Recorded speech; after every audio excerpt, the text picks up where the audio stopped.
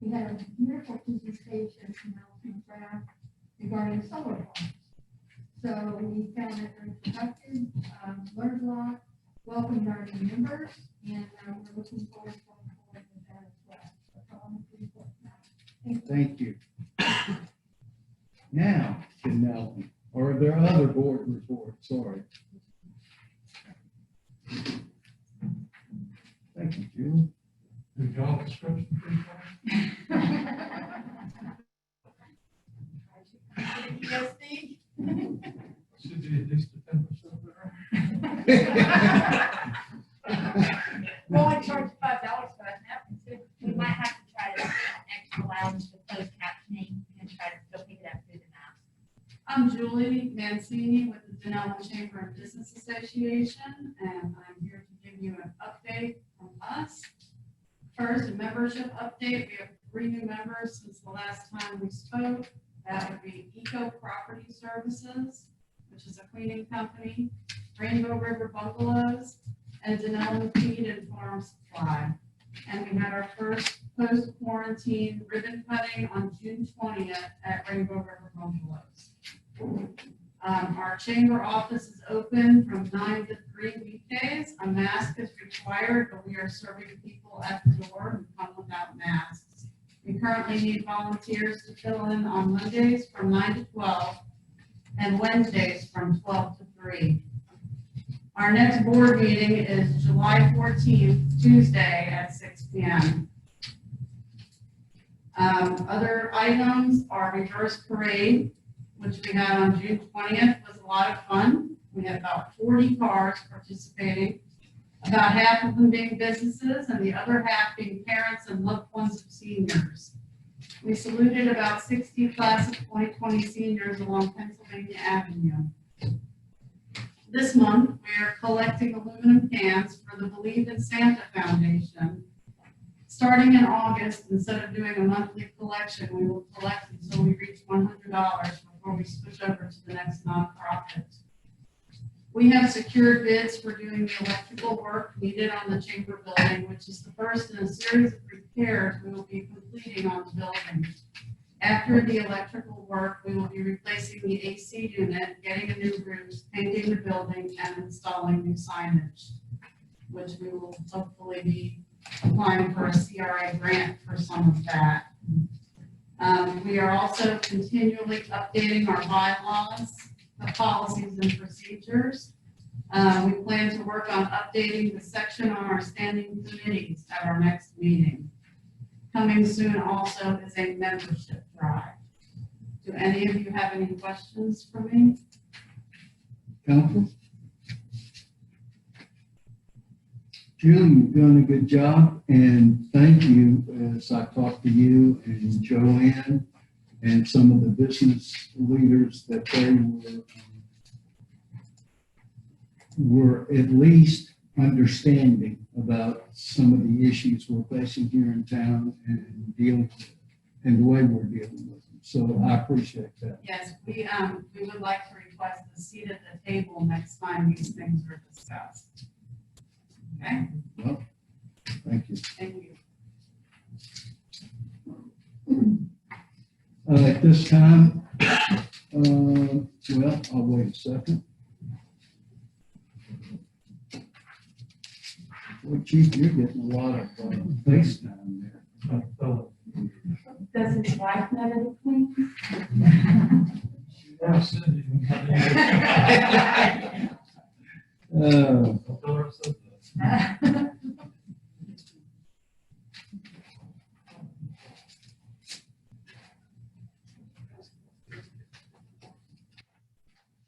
And at this time, I'm going to call Jim Uyarda.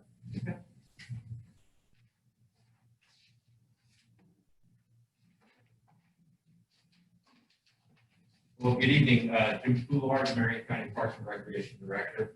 I'm not quite sure which item you would like to speak to me about. There's a few that pertain to operation on the Rainbow River, but I would like to give you an update. We did say that at the beginning of this tubing season that we would be back to give you updates.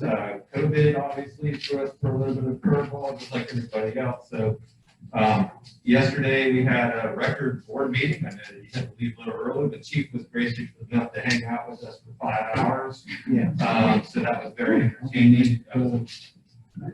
We understand. I mean, no one wants to do that. So I was able to get to the board at the end of the meeting for some of their comments regarding our sudden changes ahead of July 2nd at KP Hole. Worked with Chief and Dawn and city staff and leadership of the county to help prevent Blue Run from being closed over the holiday weekend by making some pretty sudden and sweeping changes. So the first thing that we did was that we suspended the commercial park pass operator at Riding Tube on US 41. Now, we've seen the videos, we've seen the pictures. Thank you very much for the video. I watched it. It was very entertaining in a negative way. But that operation was putting about 300 tubes per day on the river. And by suspending their pass for failure to comply with land development code and zoning code issues that we warned them about 12 months ago and their failure to enact, we felt like the time was appropriate to go ahead and suspend their pass. We haven't heard from them. We've heard that they're kind of happy, kind of sad. There's a lot of stress running that kind of operation. So that reduced tubing for about 40%. The next thing we did was that we suspended the other tubing operation, Chris Anderson and Rainbow River Kayak Adventure, just for that weekend. We haven't had any communication with them as well about the future of their operation, and we look forward to working with them in the future. So the third thing that we did, which was not popular with one of our commissioners because it was such a sudden change, was that we decided to disallow personal tubes coming through KP4. This had another net gain of about 30%. So if you take the riding tube suspension and not allowing personal tubes, we just cut tubes on the river by 70%. So that is why you didn't see the traffic. So we're putting approximately 1,081 tubes on the river on a busy weekend day, summer holiday. This past weekend, we put 285 tubes on. The next day, 285 tubes. And on Sunday, we put 255 tubes. Revenue was good, and it had a lot to do with the diversity of the recreational opportunities that we opened up. So we had a parking lot was full of people that wanted to go kayaking, paddleboarding, and diving, along with some tubing. So I think that's a common goal that we all share. We were able to use the story about the drownings last year, about the personal tubes getting blown over into the weedy areas and undesirable areas, the panicking that created. And after explanation, we got board support for what we're doing. So we're very happy about that. Very pleased to offer that diversity of recreation. Very pleased to alleviate Chief's headaches, your headaches, to stop the emails, to stop everything else that we all have to deal with, not just one. So if there's any questions about that, I can speak to Mr. Mayor, your item as well. Yeah, well, let's open up and then I'll bring up my, go ahead.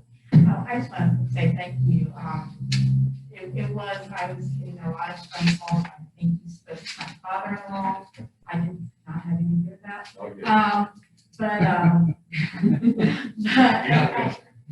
But I do want to thank you for that. And, it was well needed. And we don't want to hurt anybody. We want to the citizens that don't live here and that do live here be able to enjoy the river like it should be. But we have to protect it. It's the only one we get. And so I think there does need to be a combination with the business owners and with the county and with the city to come up with what we all perceive as a fair, not for us, but for the river. Even though we've had the COVID-19 and month of March and April, everything was basically shut down. I mean, everybody knows I grew up on the river. The river looked like the river again. It's the first time in a long time I've seen the rainbows in it. And so we need to be better protectors of what we've been given by the grace of God. So, you know, if we can go for it. And my only one comment that is Sunoco is no longer, that operation is no longer with us. The day of my video, when I went up there at 12:48, they said that they were still putting people on until 1:30 that afternoon, and I followed them and the park let them go in at 1:30 in the afternoon. Just a, Yeah, that has a lot to do with the fact that they don't park their cars in our park. So we suspend our tubing at 12:45. oh, okay, they told me that they allow no tubing until after 12:45. So, thank you, Don, I appreciate your hard work. Yeah, Mayor. Yes. Hello, Jim. Hello. You knew I'd say hello to you, right? Of course. Okay. Now, you suspended the carrier license, is that right? The commercial park passes, and as of right now, we have one form of suspension. Suspending is different than revoked. Correct. So suspending for how long is it suspended? Right now, it's indefinite. And what is it based on to get out from underneath the suspension? Well, they're not going to be allowed to come back through until they have their site and their operation intact. So I don't want to make it sound like the window is still open. I think what we're doing here today and what we did at the board meeting, the appreciation for the low number on the tubing on the river is going to be the driving force.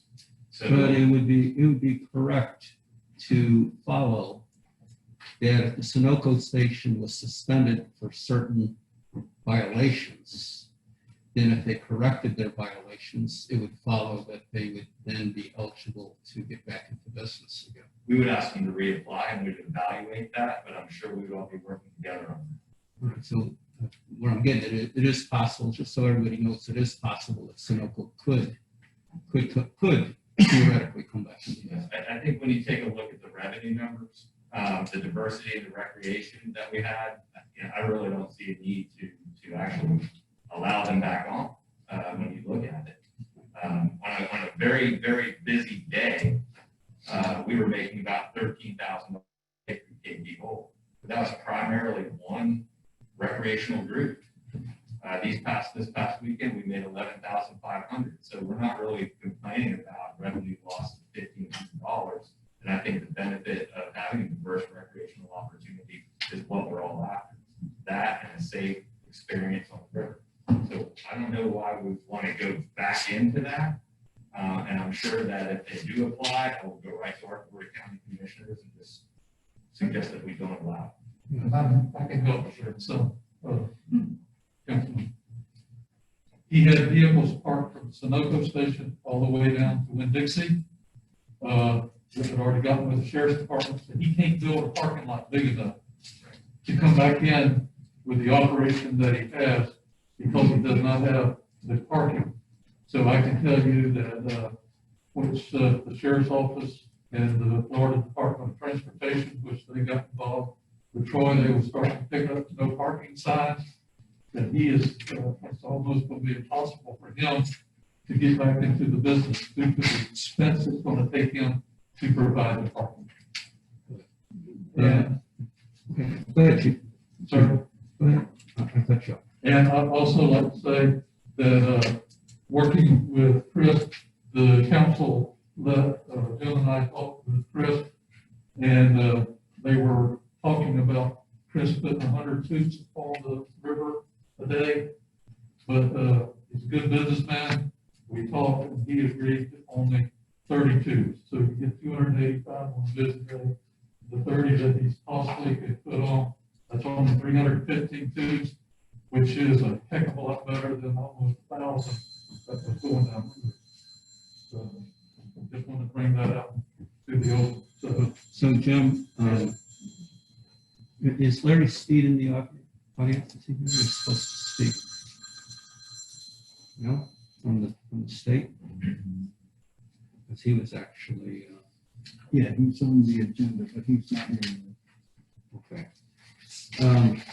I think those in the audience and possibly some of the council might appreciate for you to kind of spell out exactly, in basic terms, how the KP Hole operates. For instance, the state now has adjusted their usage of their park. Is once they reach capacity, no matter what time of the day it is, the park then is closed for the rest of the day with no additional people to come in.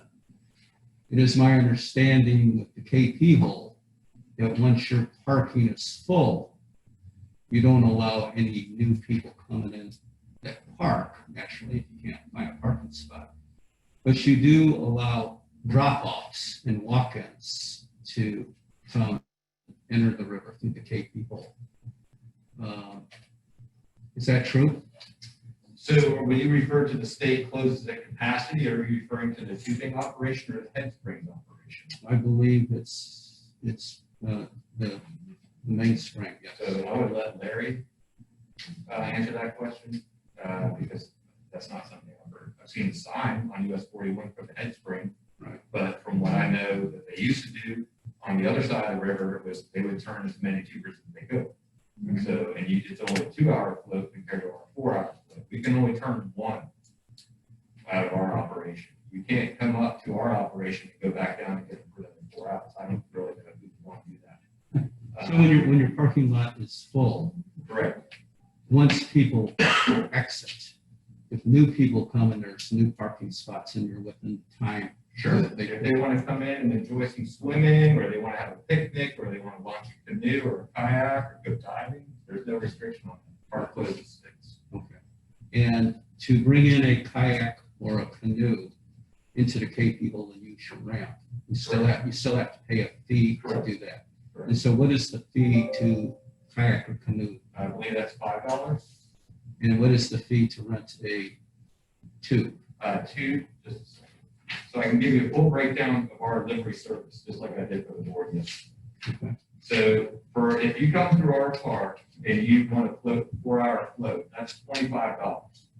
That fee includes a $10 entry, and that's for all tubers. So if Chris brought in a tuber, we'd collect $10 for that. To rent the tube is $8. The shuttle is $7. So the package is $25. So if before we allowed personal tube, you could get it down to 17, but you still have to go buy your own tube.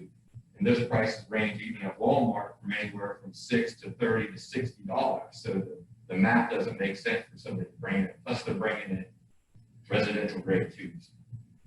We use 30 mil, 20, 30 mil commercial grade tubes that last 3 or 4 years. Another question I have that I've had asked of me, and I've actually heard staff ask the question, is I think it's pretty understandable that the county has hired a particular vendor to be your transporter, contracted transporter, to bring people back to KP hole. And I think that's an extension, that's not, in my opinion, that's not a commercial venture. That is actually an extension of the county rather than you owning your own buses and having your own employees. You contract out to somebody and they do it for you. The question is, those that are commercial vendors, the Sunoco station and the other ones that we, according to the management plan of the Blue Run Park, it very clearly states that it is not for commercial enterprises or vendors. How do you, I understand Nate Witt clearly, but a lot of people do not understand how the other vendors are able to come into Blue Run Park when it's not supposed to be for commercialization. Mr. Councilman, I believe that's in the warranty deed for the park that is owned by the city of Dunnellon. So that restriction is something that is within your jurisdiction, not Marion County. Okay, so you're saying it's up to us to enforce that? That's the way it has been. Thank you. You don't, I can't tell you how much I appreciate that clarification. I think that's been presented to this council several times. Well, if it has been, it doesn't seem like it's been understood. Thank you. Thank you. Council, any other questions? And Jim, then I'll piggyback because then we can get you out of here. I appreciate it. I met with you and Madam Chair Bryant, and we talked about the weekly watch study. And we seem to all be on the same sheet with that.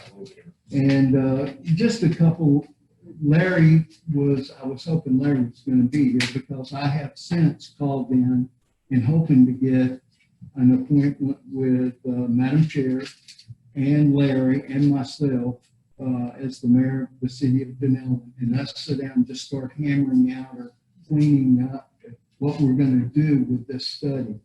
Or at least start that process, because I think it starts in August and it closes out in September. Correct. I may not be, okay.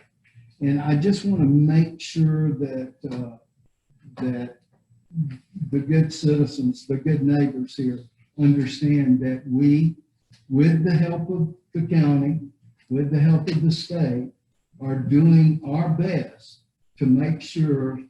I know I've had 2 grandchildren. I've got 12 more that are going to grow up on this Rainbow River. I have 2, and my oldest is the one that has done a lot of swimming and diving, is now 20. So we have an investment here as far as family and as far as history. So I am really excited for all of us that, you know, we called us home, and you do too. It's a beautiful place. And Jim, I appreciate you working with us. Appreciate you working with Chief. I appreciate what you've done with, working with the staff. And I appreciate Madam Chair. Please tell her. We did. Thank you. That was one topic that we didn't quite get to yesterday because it was about 2:15 when I got up. The meeting started at 9, so I had to expedite my point. So we need to have some more conversations. Don and I had a really good conversation last week about that on the way out of town. And we feel like, we really do need to have some type of cohesive vision towards the capacity of that river. Now is probably a good time. There are some things we need to talk about with that. Who's funding what and how that all gets put together. Now is a good time. I present my budget on Tuesday if you want to be there. 9 o'clock in the morning, but I do have some additional funds that I could use for this study. It's a matter of moving some money around, and none of us really know how our budget's going to look. Come on, good. That's true. I was just gonna say, for the benefit of the council, to get the remaining members up to speed, because this was a discussion that a prior council had and tried to initiate some interest in the study back in 2017. SWIFMUD has a cooperative funding grant initiative, and they will fund 50% of the cost of the study. Now, back when we looked at that in 2017, some numbers like 125, maybe 130,000. Jim is feeling like there really is probably more of a need of 150 to 200. I think maybe Commissioner Bryan indicated that it could be even more. Could be. So 50% of that would have to be contributed towards this initiative. So part of our goal today, I think, was the mayor wanting to bring the council up to speed on a grant, your interest in participating and being a partner, which no doubt I'm sure there is, to what extent from a financial standpoint.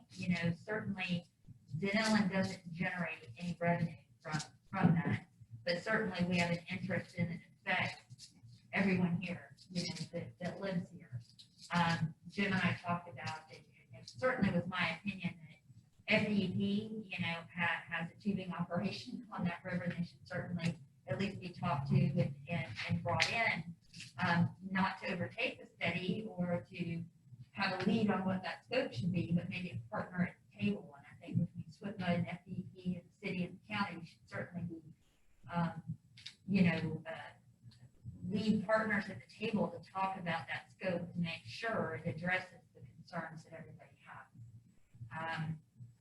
So that was something that I think was our intent today is, I I told Jim, our goal was to talk to council, try to get your feedback.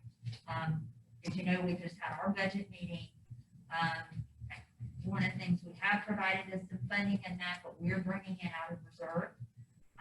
We'll talk more about those amounts as we have more time to talk the budget. So those are some of the things I think that Jim's referring to, that there's still a discussion point. Who's involved and to what degree, what percentage of contribution financially. Although I don't think that that should dictate the level of which we get to participate in coming up with the scope. I think all should be equal partners in developing that scope. And again, as Mayor's talked about the timeframe, it's going to be coming up here pretty quickly. Who will actually be the grant applicant? Those are kind of things that we, I think, all have to work out.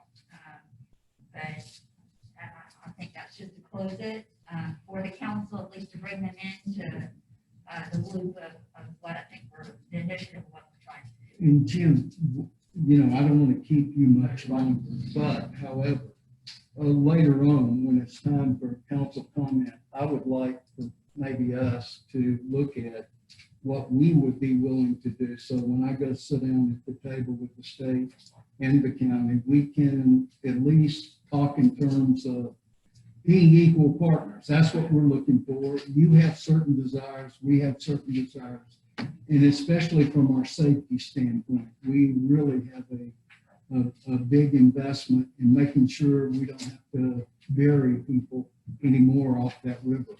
It's just not about numbers, really. No. It's all about the cultural experience, the safety experience, Absolutely. the ecological protection of the resource. There's multiple layers to this onion, so it's gonna take a while to develop it, but I think as long as we've already talked, Jan and I have already talked to those members down at Swift Mud about that. We've gotten a lot of good preliminary support from them on making this sort of thing happen. So the partnership plans are the best plans to go. Thank you. Any other council? I just like to thank Chris Anderson and the other vendors for trying to help us get this problem solved. And I'm sorry for the short notice, but I'm sure you all understood the issue with health. But thank you for doing what you can to help. So you're a good neighbor. Yeah. One more thing. And Jim, I do want to say that your response, the quickness of your response and how the county really took the bull by the horns and made an adjustment to this, it was noted. It was really noted. I really thought when this thing started to gather a little momentum, I thought this would be a typical tug of war, grind it out, back and forth, and the response of the county and how you adjusted to this. I wish it always worked like this. Thank you. Thank you, Jim. Thank Tell you. your family Appreciate it. hello for us. Will do.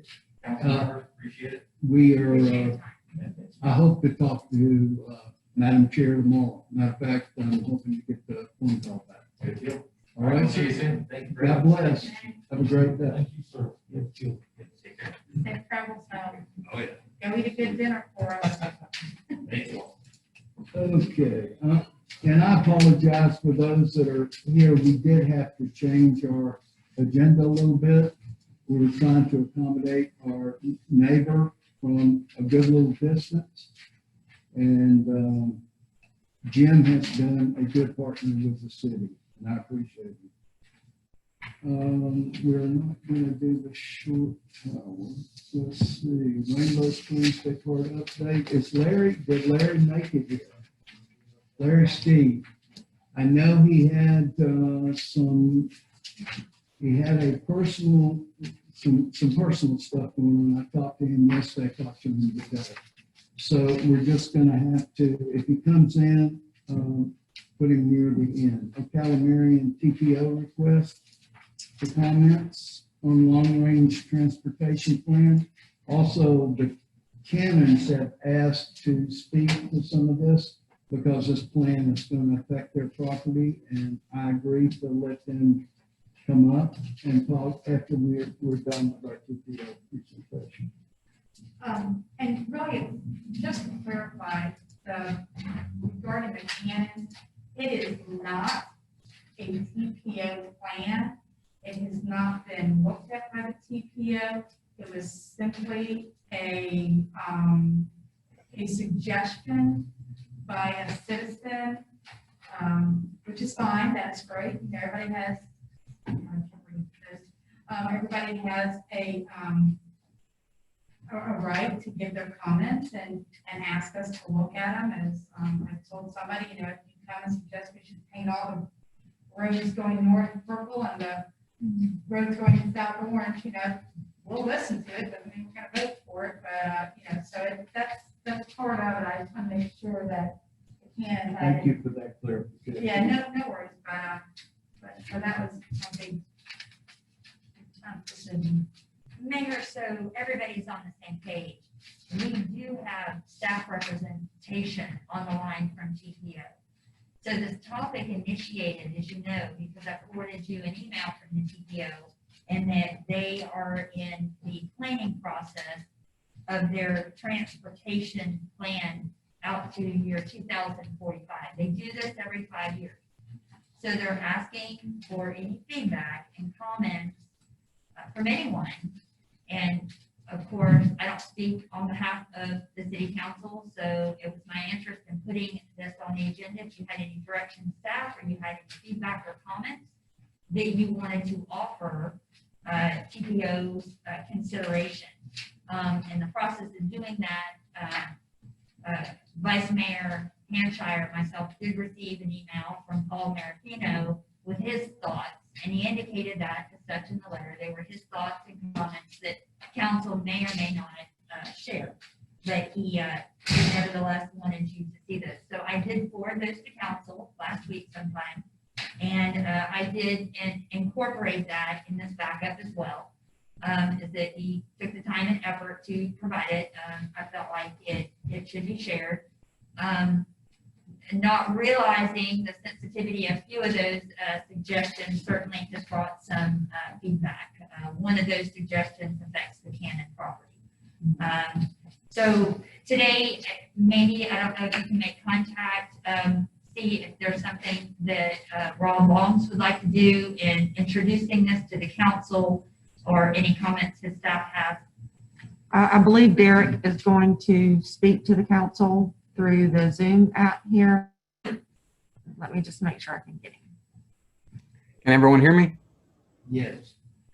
All right, thank you, council members. Yeah, so similar to how you all kind of alluded to, obviously there's been some discussion around this, and we're obviously in the middle of accepting public comment. So I'll just kind of run over kind of quickly where we're at in that process, and then I'll allow any questions, to be asked, and I can feel free to, I'll be more than happy to answer those. As Don was saying, we're required to update our long-range plan by statute every 5 years. So that's set to be adopted this October, and it's required by November. And basically, it's very equivalent to your comprehensive plans. It's a long-range planning document for MPOs. And so we're in the middle of that process, obviously towards the end of that process. And one of the major components to that project is identifying needed improvement projects. The way we do that is we look at local plans, comprehensive plans, capital improvement sections, bicycle pedestrian master plans, things like that, including our 2040, so our previous or our current long-range plan. And we look for any projects that are not already funded through the state's transportation improvement program, which they put out every year to let every metropolitan area and every county know which projects and how much money and where those funding sources come from. So the goal out of this project obviously is to create a list of itemized projects that meet a revenue that we had forecasted and run the numbers on, and then prioritize those projects and basically submit those to DOT on an annual basis. That's kind of the end goal on where we're at. Currently, we have put together an interactive map. We also have this in a chart format, which you may have seen an email blast that's been going around the county for the past few weeks to a month. And basically, this is a list of projects of what we've identified, which is projects that were already on previous plans, including our current long-range plan. And then we're basically we've asked our technical experts and people through all of our different committees, basically, you know, should there be any projects added or deleted, especially like the cities and counties who may be taking projects on themselves, you know, as priorities have shifted in 5 years. Maybe they had a project listed and identified in a previous plan, but now no longer is that needed. So we basically have taken that list as a raw format, and then we basically try to get comments from the public to see, hey, is there anything we're missing here, or is there any projects that we should eliminate? So that's kind of where we're at, and that's kind of what we're looking to do at this moment is through the month of July, we're accepting comments through that interactive map, or they can be emailed to us basically on, hey, here's the list of projects. Is there any issues with any of those projects? Is there anything we've overlooked that we should add to that list of projects before we start, you know, analyzing those projects against those revenues and prioritizing it and coming up with a finalized list, which will be a part, which will be a part of the plan that we update in October. Obviously, it seems like there's been some discussion about some comments that the TPO staff had received from a citizen of the Dunnellon area who's also on our citizen advisory committee. These are comments we welcome, obviously, as we've been asking everyone to, you know, give feedback about the process, about projects, and, you know, potential solutions. I think the project that has been discussed is something that's, you know, basically that it's just been discussed, I guess, and mentioned in a comment, nothing that we've analyzed or looked at in depth. And obviously this would be a project that would probably most likely have to be taken on by county at the Marion County. And so we would obviously have to talk to them about it. And, you know, so there's so many steps to that, you know, at this point, it's just basically that some comments that have been made a part of the transportation planning process, which is exactly what we're trying to do, is get comments, you know, and as any comment, you know, not all comments are taken, you know, and those projects are implemented. Sometimes they're comments, and sometimes because of different concerns that have come up throughout those comments on that project, you know, sometimes those projects never come to the surface. So, but like with that, I'll answer any questions that you all may have. And yeah, I'll just kick it back to you. Council? Thank you, Derek. I appreciate it. Council, any questions? Thank you. Okay. And I'm going to call up the canon. Yes.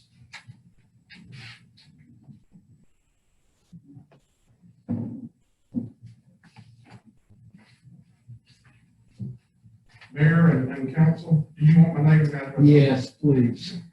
My name is Ronnie Cannon, 12071 Southwest 180th Avenue, Dunnellon, Florida. We had prepared a letter, being the gentleman didn't present, some of it may not be relevant, but I'd like to read it anyway. That's all right. All right, sir. To the Honorable Mayor Burns and members of the Dunnellon City Council, our family was recently apprised of the situation where Marion County Transportation Organization, TPO, was considering putting a highway across our family property for a Dunnellon bypass. This information came to us by way of a couple of concerned citizens, not by anybody representing the city, county, or the TPO. It is our desire for you to understand that we, under no circumstances, are agreeable to the taking of our land for a highway or any other purpose, and furthermore are very disturbed that the taking of our property would be discussed in a government meeting without us being notified of such and allowing for representation. It is surprising that it would even be a question to consider the forcible taking of our land with the state-owned property is within walking distance that could be attained for such use and for such use without disturbing and disrupting private citizens. I got to take this off.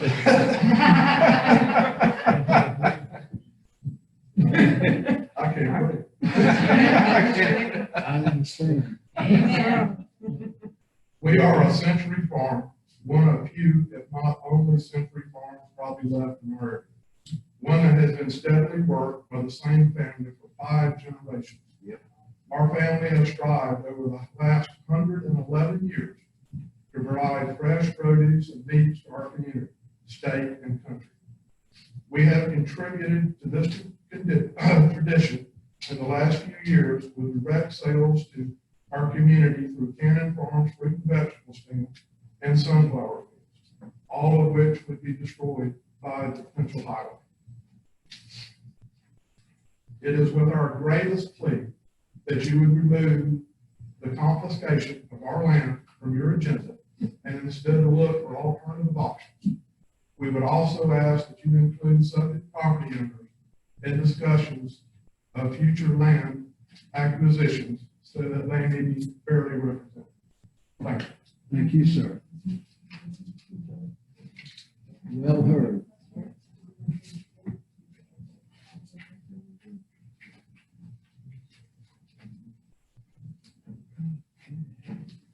Chief, you're busy again. Let me get back to where I'm at. Mayor, if I might, Yes, please. one of the goals staff is looking for is certainly any feedback from the council as to what, if any, you would like council or staff to formally communicate to the TPO, or if you'd like to do that individually.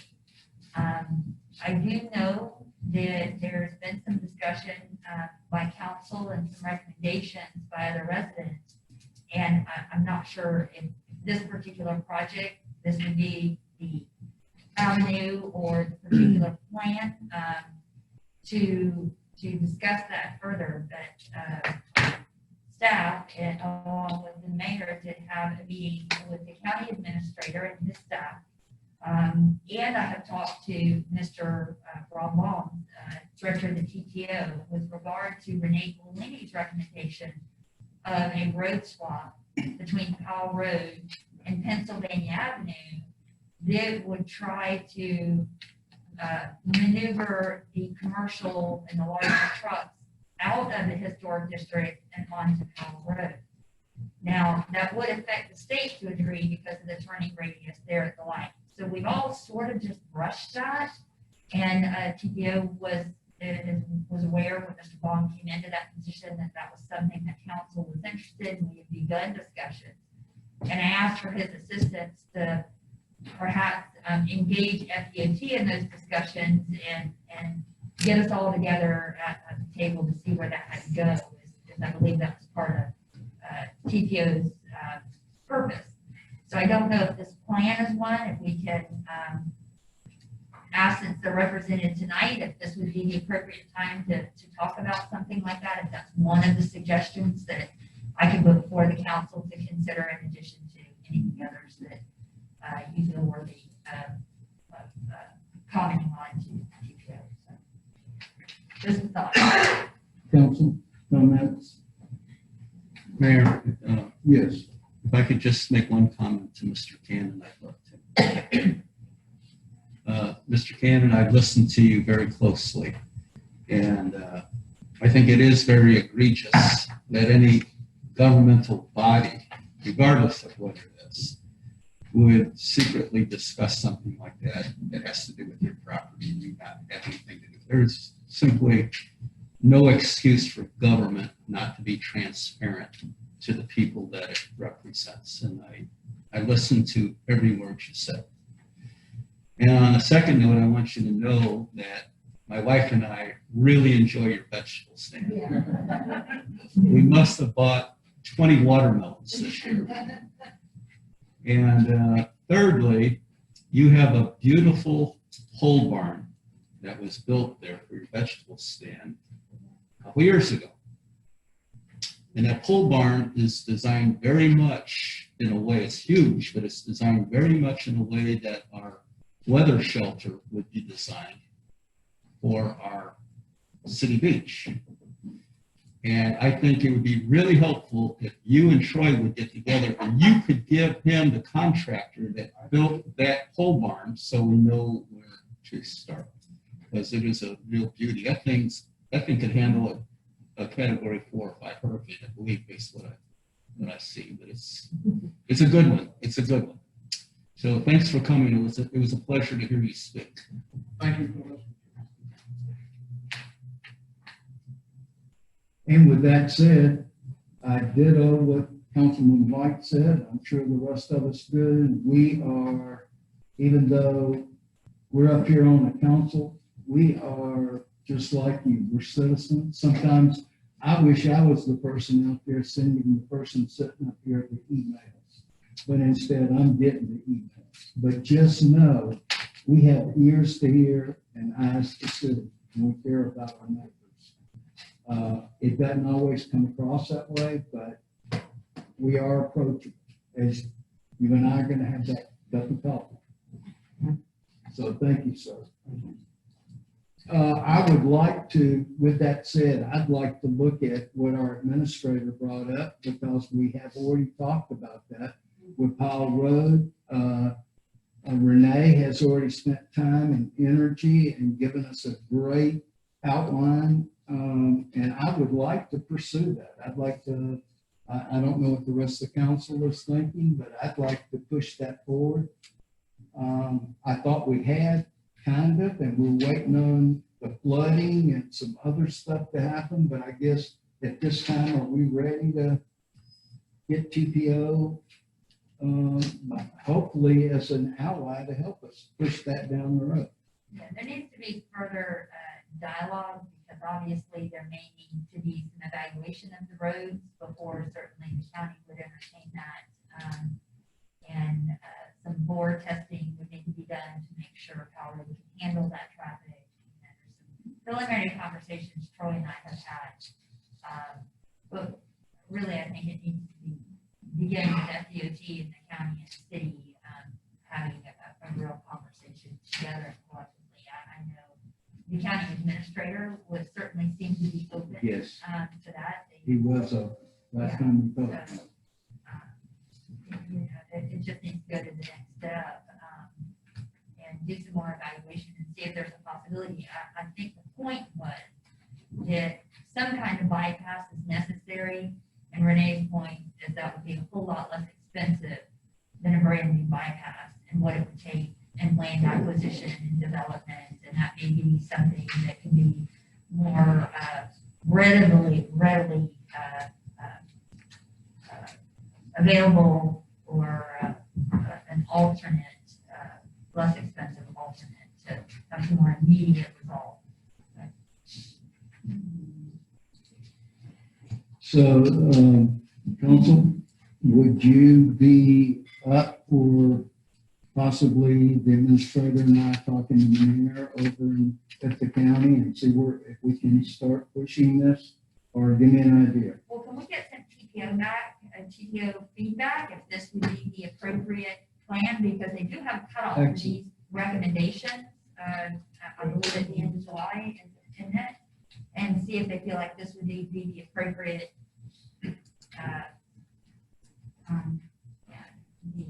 appropriate plan for this to be integrated into.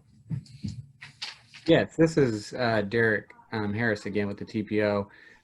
Yes, this would be the appropriate plan, but the course of action that you're planning on taking would be the most appropriate, as we found out with the Pennsylvania Avenue project, that as this is on a local or county road, it would have to be a project that the county would take on. So starting there would be the best course of action for getting that added onto the plan. And if I can just say real quick, no one at the TPO staff has ever discussed any project around the Cannon Farm about taking any land around the Dunnellon. Literally, I was on vacation over the past week, and when I left for vacation, I never heard of the project outside of what Don had talked about with this little project you are mentioning, you know, getting some of the freight traffic off of the downtown area. But outside of that, and then when I came back, there was a comment that was made, a part of our public involvement platform, and then all of a sudden, this is kind of morphed into something that it's kind of shocking to me a little bit, because, like I said, the TPO is really not an implementing agency. We're really trying to make sure local priorities are met, and federal requirements are being met so that the dollars can be spent federally. And we work with the cities and counties. This project would have had to been taken on by the county, just like the one you're discussing. We'd have had to talk to them, which we never had done yet. So, I mean, there's so many steps in that. And like I said, it was literally just a comment and we've been accepting comments for a few weeks now. So there's probably been other comments that's been made on other projects that we're just not aware of yet because we haven't compiled them all. So I just want to kind of say that quick fact about that as well. But yes, this would be the appropriate course of action, is talking to Monier and Tracy with the engineering staff and just seeing, you know, what their thoughts are and what their timeline looks like. Because once they give us, because as soon as this project would be mentioned, my first stop would be to talk to them to see if that's something that they can realistically take on. And if they gave me, yeah, you know, it may be in year 5, but let's go ahead and start planning for it, then we would go ahead and put that on there. And then the alternative option would be, I guess my next question would be the bike trail, Pennsylvania Avenue. Would again, this be the place that discussion continue to take place? Since prior to this, it hasn't really been on the county's radar. We thought FDOT would be aiding in that project. Derek, would this also be the time to continue to engage in those conversations with the county, which we've already started? Yes, exactly. And this project is already on the list because it's a part of our current list of projects. So it was already included for that reason alone. So it's already on there. But yeah, getting that sped along would be just as soon as the county could take on something like that and, you know, and then to go through that LAP process to where they can partially get, maybe hopefully get reimbursed for the construction part of it. Well, those would be the two I'd recommend council ask staff to perhaps formally submit to TPO, and then if council has any other, if you get those to me, I can either place those on the agenda or even have the ability to individually submit your comments. So. Rob also has his hand raised. Rob, is there something that you would like to add to that?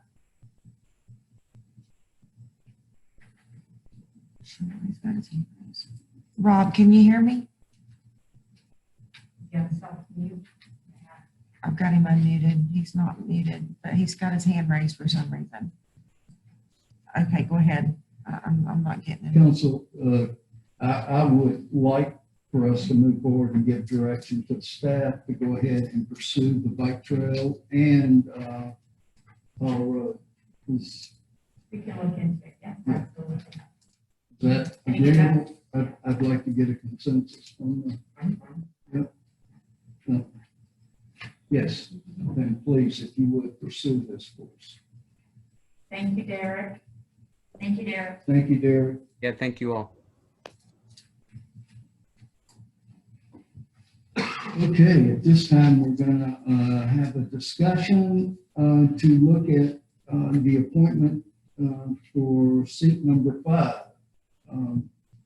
And 2 of our applicants have withdrew. They felt like they put their name, at least this is what I heard from them, they put their name in. There were plenty of applicants, and they felt like as long as there's people running or applying for it, they were fine with that. So we're down to Jay Dugan and Wally Dunn. And I think, Don, you had mentioned something to me about Jay Dugan, the reason he's not here tonight. Well, I think he has some personal medical procedure, and he had indicated a week or two, a couple of weeks ago, that when we created the schedule, he had already had that schedule. So that's the only reason, my understanding. I don't think it's anything major. I think it's minor, but enough to get present tonight. I believe he plans to be present on Monday. I did hear word that he would be here Monday. Council, we have 2 great choices, and any discussion? And we provided them both with a copy of the budget package. Jay will get his, and Wally, of course, got one tonight. So we're trying to keep everybody up to speed so that they're prepared to make a decision. Yes, sir. The one question I would have is whoever wins the seat, who's appointed to the seat, would begin duties that evening, correct? Yes, they can be given oath of office after you make your decision, yes. So this was a question I had when I obtained my seat, that on that particular night, I was able to get my seat 4 or 5 agenda items into the meeting where there were actually votes taken before I got my seat. So I'd like to have clarification. Whoever the new council member is, when will they be able to participate Monday? Well, you set that agenda. Typically, when a council is changing from election, we usually will establish an agenda, especially if you have an outgoing council member and an ingoing, you'll have old business, and they sort of finish with the old business, and then you bring a council member in for the new topic. That may have been the case, is why there was maybe some items on the agenda before you stepped in. This is different. This is an appointment to fill a vacancy, and so there's no reason that couldn't be the first item on your agenda, and they participate in the entire meeting. You're in charge of that, so. Because I got my career as a councilman off to a roaring start, because I think the first words out of my mouth was, I don't like the way this is being done. There's votes being taken before, So right off the bat, it started. So I just think that needs to be clarified. So, okay, thank you. Well, I can tell you what it was like for me, because I was appointed. I was here the first night till 11:30 with the budget. I remember. And I can only explain that my ears melted and I was clueless, and still am having a good time being clueless. That's why I'm not sure it would be defined as a winner. I think That I'm not too sure. So, any comments before? I guess we will look for, like we did before, a nomination and a second, or Mayor, what we typically would do is put the motion on the agenda, and we'll leave it blank, and then on Monday, somebody would make a motion to consider one of the candidates, and there needs to be a second and a vote. okay. So you don't have to debate that tonight, but somebody will have to be prepared to make a motion on Monday. Would there be a possibility for residents who might want to speak on behalf of one of them to speak? Prior to any decision being made on each issue, public comment is taken, that would be the time. Prior to that item, there'll be public comment, yes. Thank you. Okay, so basically, we are giving direction to put this on the agenda for Monday night. Council, Yes, everybody, sir. yep, okay, that's what we're doing.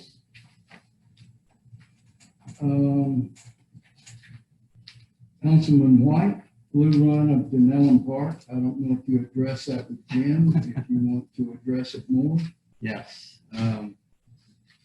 Everybody ready for a little change of pace, some show and tell or something like that? This is trying to liven it up. As Mayor just said, a lot of what I was going to say has been covered. When I asked to be put on the agenda 2 or 3 weeks ago, what the county has done and what the state has done hadn't happened. And I'm quite amazed that it has happened. And I do want to point out that Chief McQuay had a whole lot to do with everybody's attention. He really did. Chief, don't shake your head no. I know you did. At the backing of the council and staff. Yeah, but you were the horse that was pulling the wagon, believe me. So what I want to do is just go over a couple things about these parks and what we've been experiencing over the last month or two, and what we're going to continue to experience as these parks begin to be more discovered and more used. Historically, the Rainbow River was somewhat controlled in its usage, the tuber usage, because the KP hole, once the one parking lot was full, there was really no other way to go through the KP hole because it had one singular lot, the main lot, and once it was full, it was full. But over time, what has happened is there has been an expansion of not only the vendors, but places to park, which has allowed more usage of the Rainbow River. So a couple of things that happened. First, the KP Hole, the county, bought an auxiliary lot a couple blocks away. I don't know how many more cars it holds, but they expanded their parking, which therefore expanded the ability for people to use the river. Then vendors were given commercial license to come into KP Hole and bring people in.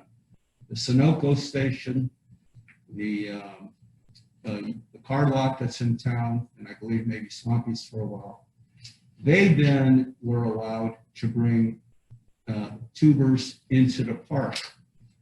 So now the parking, which controlled the number of tubers, was being circumvented by expanding the businesses and places to park. And then it even got even more kind of crazy when people start parking in the Winn-Dixie parking lot and wherever they could park. So originally, the limited parking in itself governed to a certain extent how many people could use the river. And as that expanded exponentially, the usage on the river has expanded. As Mr. Couillard just said, with a couple quick suspensions of license, which in essence is taking away the parking, the amount of usage on the river has just dropped dramatically. So on that backdrop, that is a very cursory elementary history of how we went from a very controlled usage of the river to an expanding. Plus, with the internet and word of mouth, people seem to be into outdoor activities now, parks and recreation. It's just, the word's getting out there, and yet put us all up, it's a perfect storm. So Mandy, let's show some slides. Let's go to the Blue Run Park. It's Blue Run Park. About 3 weeks ago, when I knew I was going to make this presentation, I just went out on a random, I believe Sunday afternoon, and I took some pictures of various things. Here's Blue Run Park, and you can just see what I like about this compared to a year ago. You can see the difference now compared to a year ago because of the police presence, and the county has people there on the weekends too. And we've done a good job of getting the buses in and out of there. This is proof positive right here that we have made some progress on controlling the numbers, the cavalcade of people going into Blue Run Park. And it's a credit to our police and the county for staffing it to keep it going. Right, let's do a couple more, Andy. Here's just another random picture. Now, on any given time, it could be more than that, it could be less than that, but this was a nice sunny Sunday afternoon about 2 o'clock. One more, Andy. Now, here is the ramp.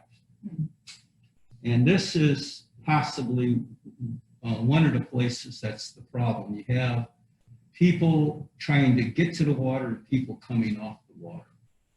What I found most troublesome in my visit was I talked to one of the Dunnellon police officers that was on duty. And I was told that it happens fairly regularly that people coming off of the river after their 4-hour run suffer various forms of heat exhaustion and sometimes need medical attention. So right off the bat, if you think about this, now you have a never-ending number of people concluding their trip. It's kind of like everybody trying to get into an elevator at the same time. If you can just, and people going down the ramp trying to put their kayaks in. You can imagine what would happen if you had a medical condition right on that ramp, or someone was laying down and could not be moved, with the number of people that are concluding their trip and the number of people that are going down there. That is a clear and present danger. I have not heard of anybody needing medical attention on the ramp. But when the Dunnellon police officer told me that a couple times a weekend, somebody comes out of there a little wobbly and needs some attention, I said, whoa, we need to think about that. Okay, here's another one. Let's go to Bridge. This one you guys will enjoy. Chief, you like this? This is just Dunnellon for the ages. I think it is the right of growing up in Dunnellon. People that I talk to that are 50 years old that grew up around here talk about how they used to jump off the bridge. I have actually living on the river and going up and down the river. I have called the chief a couple times when I've seen people do it, but people are going to do this. These two boys seem to be about 12 years old and quite surprising. Mandy, you can go to the next one. There's another one, and then another one's really good. There we go. He wants to get up there where he can get a real good jump. Amazingly, the father of the two boys was standing. This is late in the evening. You can see the sun's going down. The father of the two boys was standing at the Tuber takeout, actually watching to make sure no boats or anybody was going on the bridge, and was telling the boys when it was clear to jump. So this goes on all the time. The only way you can stop this, you'd almost have to have a policeman standing there full time. Okay, Mandy, let's go to the state park. This was brought to my attention when the head springs, because they have limited their usage of the state park, the head springs, as Jim Couillard said, to about 50% capacity. What was happening here, once the park was full, people were actually lining up on 41 waiting to get into the park. This line stretched all the way from the park entrance all the way until the first entrance for Rainbow Springs. Andy, you can go to the next one.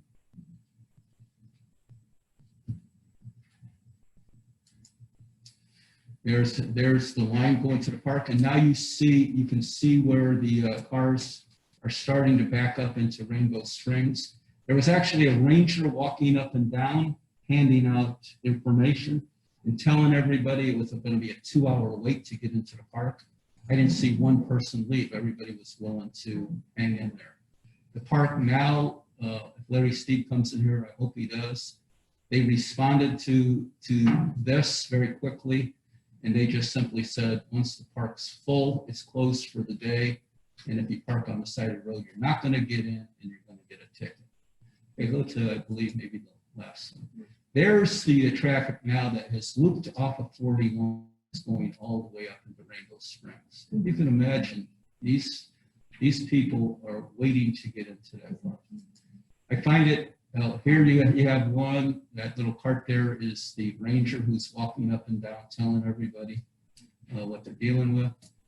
I thought what she was handing out was a pamphlet telling them to try to come to Blue Run Park. You might have a better chance there.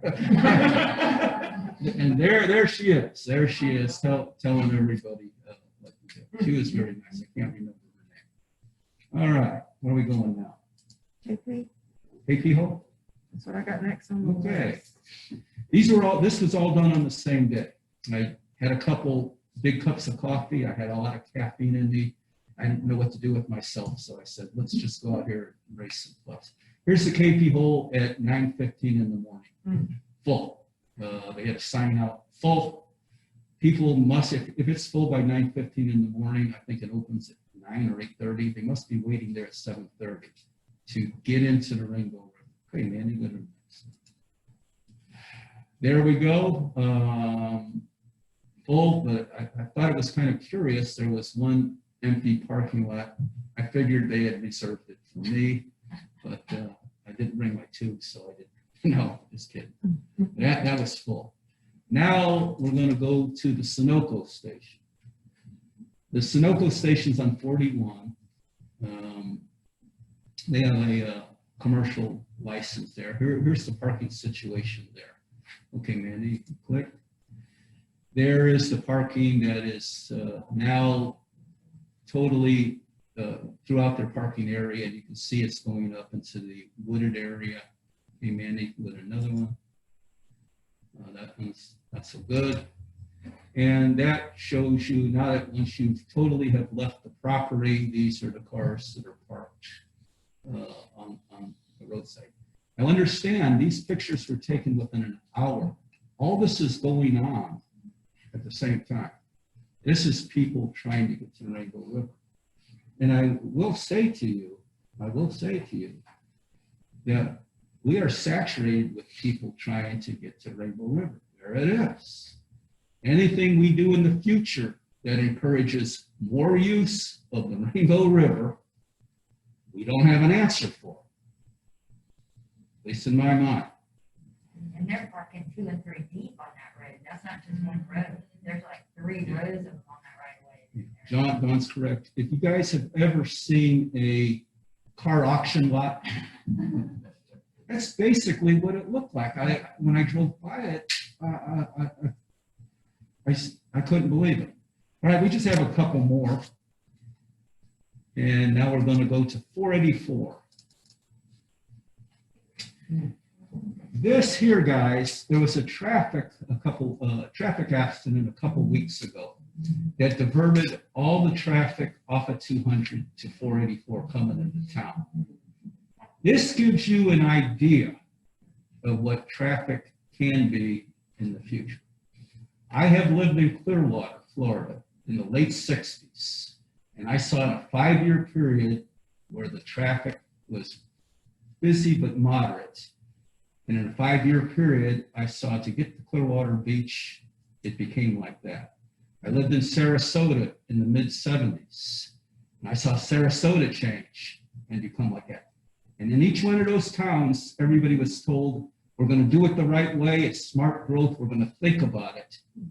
This is what smart growth leads to. Smart growth encourages more growth because if you've done it right, more people want to move in, and it eventually swamps the system. Okay, let's go to the last one.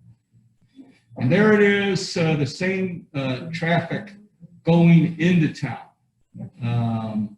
Right there, the road on the left is Palmetto Way.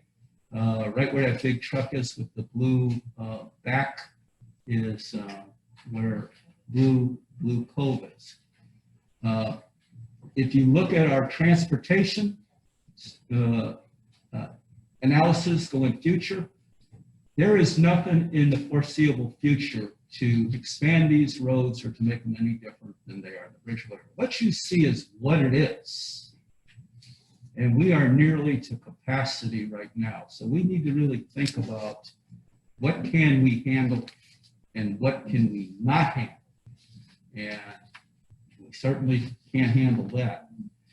I certainly wouldn't want to pull out a Palmetto Way every day and have something somewhat similar to that. So, with that said, you can see by all these parks how people are craving parks. This council has talked about parks previously. And there has actually been statements that we have enough parks, we don't need any more parks and things like that. I challenge anybody looking at this that people aren't into parks. They might not be into playgrounds, they might not be into swing sets and whatever like that. But these natural parks for people to visit and enjoy, they are highly coveted and people are looking for them. So I just want to say thanks to the chief and the county and everybody who stepped up. When these photos first went out, some letters went out, within 3 or 4 days, the state responded, the county responded. It was quite amazing, and something I felt good about. So guys, that's my report. Thank you very much.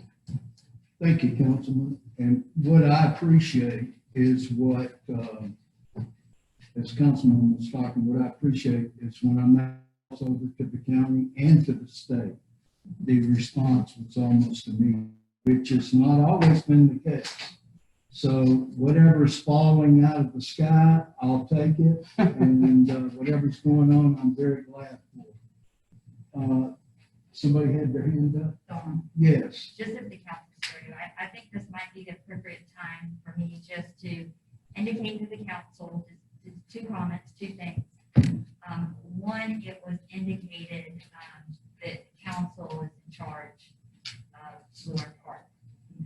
we own that. You know, we've had discussion for a number of years on creating a park operational plan, right? I think, Councilman, when you came in, those were some discussions that we were trying to address then, to handle some of this. The challenge with what Mr. Couillard has indicated is we can create those rules and perhaps stop the commercial shuttles, but if they're putting them in a KP hole, where are they going to get out? If we prohibit that at Blue Ridge Park, they're going to get out on private property. They're going to get out of places. So we don't want to create another problem by trying to solve one. That's why we haven't just gone in and arbitrarily created rules. We've been trying to work with the county to try to minimize the impact of mayor, and that's a lot of what's been focused on. I do recommend that Chief and I work together with the council. We do have some light rules that have been established by my predecessor by resolution that really should be via ordinance under the FCP management plan. So we need to go in and we do need to create some better rules and a park operational plan. We need to address this because what happens is what you described, Councilman Ryder, these pop-up vendors. More than likely, that's not going to stop. And the other challenge that the city is having is zoning issues. If people are using their current property that is not zoned for the tourist-oriented commercial, and they create these without consulting, you know, with community development, making sure they're in the proper zoning. Or you have the remote vendors, they're just advertising out there that they'll provide the service. And the problem is they're not providing the adequate parking, or they're not in the right zoning for the parking to impact that area. So I have encouraged community development to address that. And we may get some feedback about that, because we can't pick and choose who we enforce those on. So that is another issue, that in order to control this long term, people will need to come in, they will need to request the appropriate zoning, and then that will be up to the planning, and that will be up to council to designate those areas you want this kind of activity in. Okay, so there's a process for that. And I guess that's enough said on that, but those are two challenges certainly that city will have before them. That is just a part of this whole problem. Just let me respond. Dawn, and I think your response is spot on. I think Mr. Couillard, you saw how his response basically was, all we're doing is giving them a commercial pass to come into Cape People. And it's up to the city to say no, that you can't bring your bus into the park to pick them up. That's what he said. So if we're not going to say no, and the county is washing their hands and say, we don't have anything to do with it. So that'll be up to the council, and Chief and I will walk you through that process and work with council and along with Attorney Hand to make sure whatever we do is in conjunction or not in violation of the FCP management plan and our interlocal agreement that we have with the council. And I think that's going to be imperative, that the boots on the ground get in there and find out what we can and can't do, and then bring it back to the council.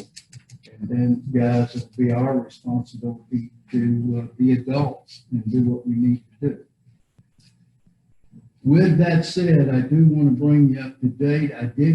I left my work phone at home, which is not unusual for me, but Larry Steed had texted me, could not call me, because he's at the state park. I'm sorry, he tried to call me and left a message. So he waited until he left to text me. He had an emergency meeting in Gainesville by his superiors. So that's where he's at right now. And he told me that he sent he's very sorry. And he also wants the council to know that he's in support and wants to work with us any way he can with the county. So Lord willing, we'll have 3, ourselves, county and state, at the table when we get ready to write this, this usage up and helping save the river, keep it safe. Yes, Mayor, you might invite him Monday. okay, thank you. And if I can just real quick, Rob Baum's texted me. And he said, sorry I was muted, but not being heard, I think. We'll be glad to spark dialogue and assist with the truck study and continue 44. Oh, excellent. And 484 is going to be important. Okay, we are to our next. Thank you, Councilman, for bringing us up to speed. It's been a concern of all of us, and surely our neighbors have really kept us informed. I mean, not that we weren't, but neighbors, thank you for your concern and your pictures. I got lots of pictures and even got a few videos, so thank you. With that said, right at this time, status update. Council directed to Attorney Hand to review potential conflict of interest. Vice Mayor Hanshare. Mayor, if you don't mind, before we get to that topic, you sort of missed the Roberts issue. Remember we swapped Oh, yeah. PRs Well, with that and I'm totally sorry. make sure council was on. Vice Mayor, I apologize. You're right. I checked it off back here and never went back and looked. It's just important, I got a project. Yes. Filled up. Okay. Mandy, if you could just bring up, the use agreement. If council recalls, I'll make this quick. Roberts could not be here tonight, as you know. Jack Rowland has been representing Roberts on this, and he too, his wife had a medical, issue in an operation, so he could not be here tonight. But he and I both were before you a number of months back with regard to the Short Tower Way parking, lot area, where we had approached Robert's family that there was a piece, 35 by 70 piece of property they had as part of this project that would allow us to properly lay out the improvement of that road and shift it more to the east so it wasn't slapped up against Bland Music's building there. It would allow us more right of way for maintenance and that kind of stuff and not make for as much of a sharp curve as the conceptual plan created. This is the updated site plan. So if you recall, this right here is about 35 by 70 piece that they have donated to the city in order to allow this whole road to shift more over and not be slammed up against this property line here. And what that also did was allow for 3 additional parking spaces over the plan that we had. So we had 30 parking that allowed us to come to 33. So what I have before you tonight is a couple of documents that Attorney Hand has helped me with in order to make this process legal. There's a warranty deed where Roberts would actually deed over that property, okay? And if you'll run through the exhibits, Mandy, this basically, the terms of this deed, if you haven't had a chance to read that, basically says that Roberts gives us this property. They, it's for a period of up to 99 years or as long as Roberts LLC owns the property, okay? In addition, if you remember when they were here, they asked simply, if in fact we give you that property, could a few of those parking spots, can we put a sign on a few of the parking spots in front of their building right here that's known as like the Cupcake? Right. Cupcake place? Because what's happening today, there really isn't a defined parking area. There is a city right of way that I think the Cupcake place is basically, I don't know that they're using it, people tend to park there thinking it's their parking and it's really where our road is gonna go. Now they do have plenty of parking. When you come off the Short Tower and come behind it, they can meet their own parking spots. So there's a clause that Andrew has put in here that they can't use that parking to meet their business needs. But what they're a little concerned about is with all of the congestion we have here, that this will become completely full and it will cause a challenge for their business here. And they just said, hey, if we're giving you a nice chunk of property, can we put a couple of signs? So Andrew and I worked together to develop 3 of those spots, since we gained 3 by the donation of the property, give them 3 spots that they can use during certain hours. So it won't be 7 days a week, 24 hours a day, but basically during business hours. And it would be these 3 spots right here that they would, at their expense, they would put a sign there for this business that sits right there. And then, of course, everything else is all public parking, or outside the hours. This would be open to anybody. Now, Andrew did put a clause in there that said at any point, for some reason, if in the future this ever ceased to be parking, that agreement goes away. So we're not tied to that if this is not used for parking. But it is designed in such a way that next year, the city couldn't just take the property and say, well, never mind, we don't want you to have this parking spot anymore. That certainly wouldn't be fair. Now, what this has done is laid out, it is a win-win in my book. The city got the ability to design and improve a road here in a parking area that would be much better over the conceptual plan. Part of why it benefits them too is they've always had access here.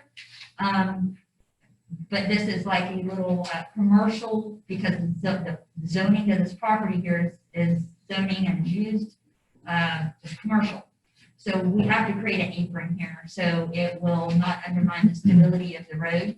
So the one condition that they wanted to make sure, that Patty Roberts wanted to make sure, that they still had access here off the property like they do today. We didn't develop some kind of curbing that wouldn't let them access their property back here. So we've ensured that. So this is basically what that will look like. You might ask, like I did, what are all these kind of things? Why are all these broke up? I'd rather not see those there.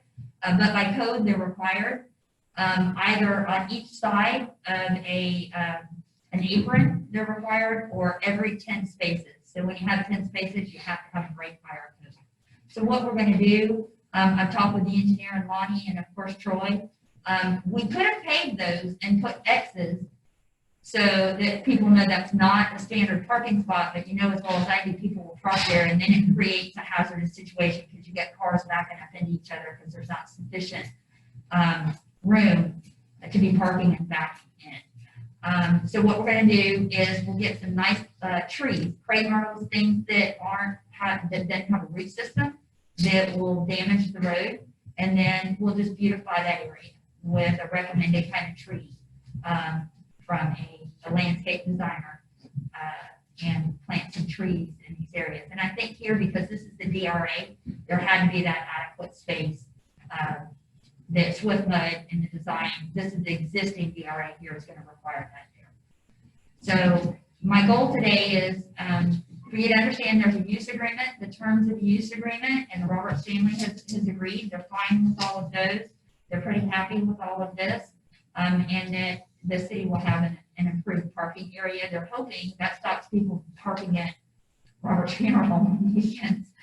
And then the warranty deed, the city, I guess Andrew would need to accept that warranty deed.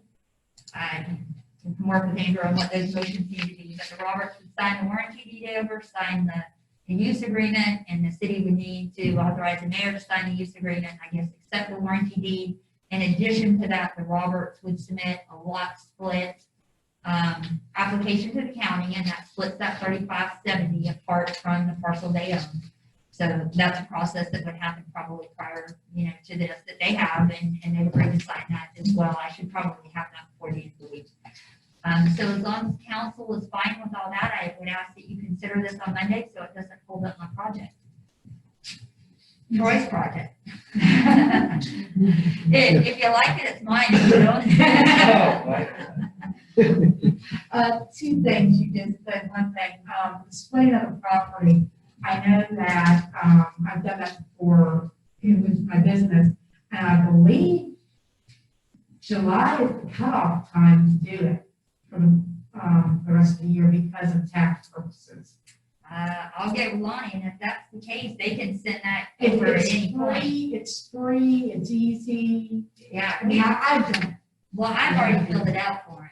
It's, yeah, I filled out the form, gave it to him, and then Patty just needs to sign it, and it needs to go over there. And I know that's what Andrew asked us to get done before any of this, Yeah. really can be But, effective. So, yeah, well, I think that needs to be done. I mean, I think it's, okay. yeah. I'll talk to, I hadn't been advised of that, but, I know community development told me they approve them all the time, and then it goes to the county ships it back, to community development, that sign off on, and it's a done deal. It's like done in 2 per day.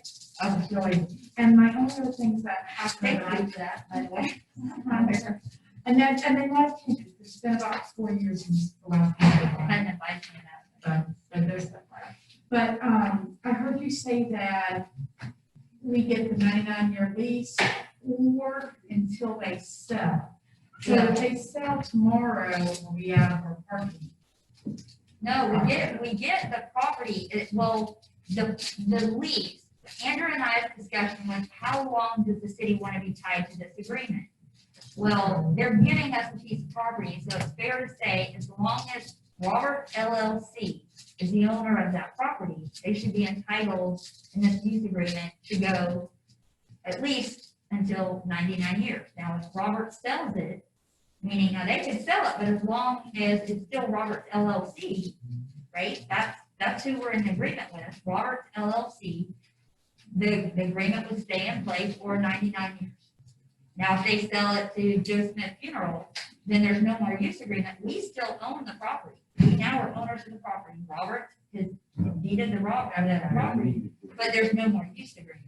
It only stays with the Robert family. Okay. Does that make sense? That clarifies. It stays with the business, the Robert LLC. Yeah, no, that, I just want to make sure that, Honestly, I thought that was fair. It wasn't my intent to try to do anything to undermine the family or get something out of the family that wasn't fair. I tried to do something that was a win-win for the city and the property owner, and I think this is it. So, Andrew. Yes, and the reason the 99 years there, because that's a very particular time period, obviously is to avoid any issues with removal against perpetuities and tying property on perpetuity. So that's just the selection. And the warranty deed is completely separate from the use agreement. Consideration, the use agreement recognizes that a warranty deed, they will have donated that by the time that is signed. So it recognizes that while there has been a warranty deed given to the city, there is a separate nominal consideration given within the use agreement. And that's what the use agreement is based on. So they're completely separate documents. Okay. So the city is completely dealing the property outright. All right, just making sure. Thank you. So is council okay with that being on the agenda on Monday? Great. Everybody okay with that? Let's see, Anita's. Can you wait just a moment? And I'd like for Anita to agree to this. Embarrassing, but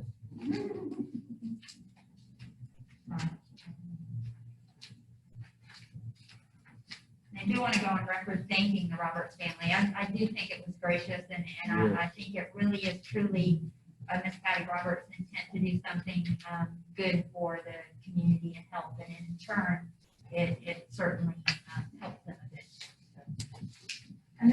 And this is what we've told our businesses that we would do is look for off-street parking. So we're going back to our promise to see what we can do and try and keep it free for the aesthetics for the people that do drive by every day going to their homes. So Now, remember, we budgeted that is not going to be the brick pavers because that got to be too expensive. That is just going to be asphalt, but we'll do the trees to make that aesthetically look nice.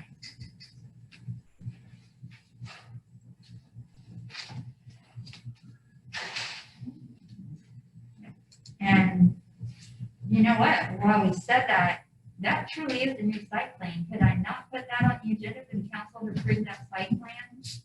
It may not be, The final site plan because we're still working with, Swift Line. for the DRA, so you'll bring that and our emails back as the final site plan to be,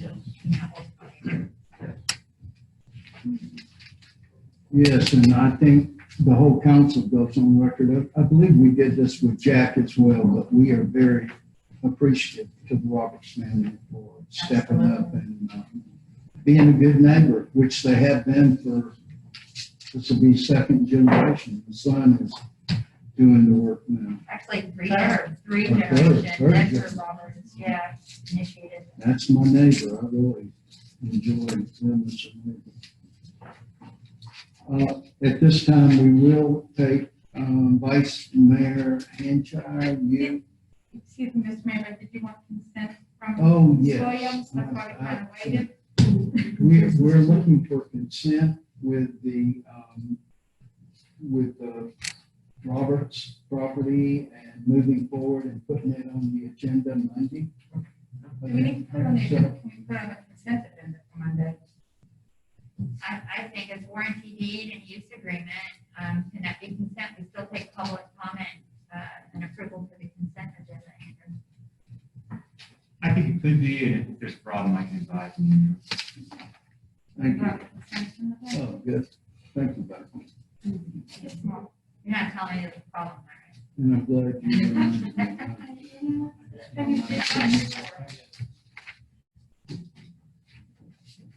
Okay, Vice Mayor.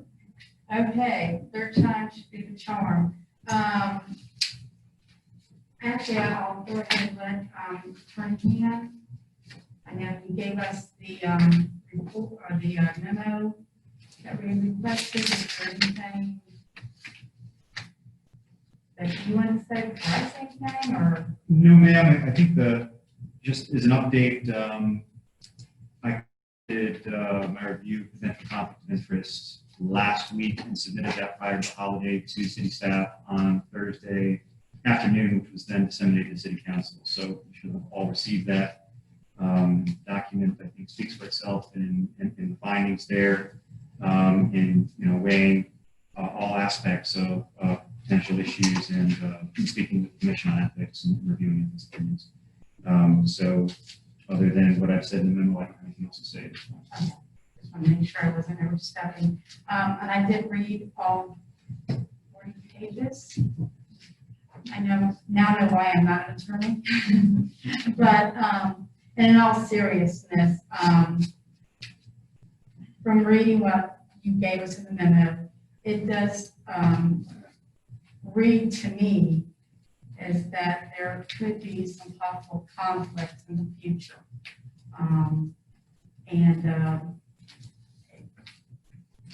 I have to say that I think in the best interest of the city of Dunnellon, for the neighbors and for the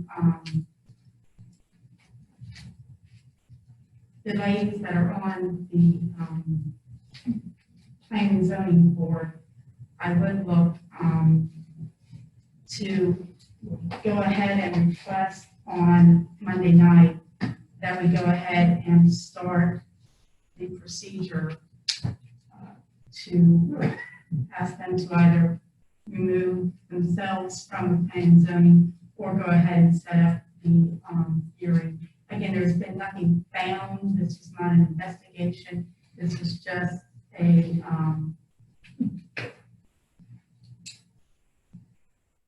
something that we need to take care of and to protect the city, so that there's no indication or that the citizens, that we are making sure that the citizens and the public don't believe that there's a conflict of interest on any subjects that might come before us for a vote. So that is my recommendation.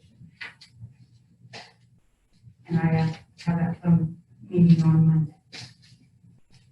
Council? I would like it put on the meeting Monday. Anybody else or no or comments? Yes, Mayor. Yes. Like with all things, there's many ways to skin a cat. And if it is the position of the council with our lead attorney that there is a possibility of conflict of interest, or in particular, a likelihood of sunshine violations, this can be rectified if that is the case, this can be rectified in a couple different ways. The individuals involved could remove themselves from the planning commission, or the individuals involved could resign their positions as directors of RRC. And either way, that removes the sunshine violations and the conflict of interest. If they resigned their position as directors of RRC, they just become members of RRC, which are several hundred. And being a member of RRC, just being a non-voting member of RRC does not in itself, certainly does not create a conflict of interest. It does not create the possibility of a sunshine violation by them discussing it within themselves as director.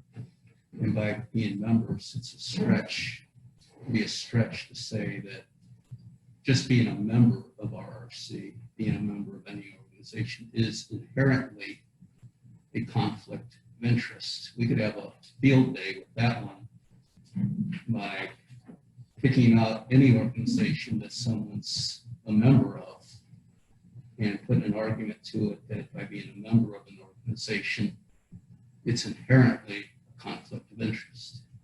So I would say my position would be, if we believe that there is a conflict or a possibility of a sunshine violation by being directors of RRC and also being on the planning commission, it can be rectified by allowing the individuals involved to resign from one of their positions.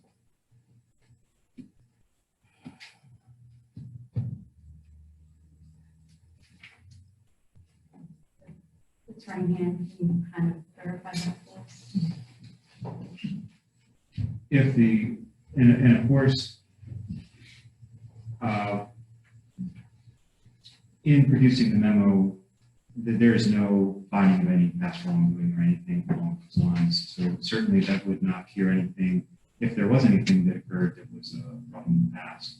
But sunshine law does apply to members who are on the same board. So as long as there are not communications, sunshine law essentially pertains to members of the same board. So as long as they are not communicating, or there's no communication, whether it's via whatever avenue outside, there cannot be a sunshine law violation if two members of the planning commission are not discussing things which could foreseeably come before their board. But if they're doing that in any capacity as private individuals or as just members of solely a board, that is problematic. I believe that within the report, there disclosed a Commission on Ethics opinion that membership, just membership in an organization, as Mr. White pointed out, does not in itself create conflict. It's when you have two same members who are also members of the board of private organizations, so that creates an issue. So that may remedy some aspects that would not deal with, there could still be other issues that would pertain to quasi-judicial, depending on what happens outside the board, and depends what happened with matters from before them as board members. Because with quasi-judicial items and so forth, there is a resolution that removes presumption of prejudice for communications regarding quasi-judicial items that comes before board. But if there is, it doesn't mean that communications couldn't occur. Of course, that case would apply again to anybody regardless of their standing to the public, whatever they do outside of their meetings. So it would resolve at least some concerns going forward, yes.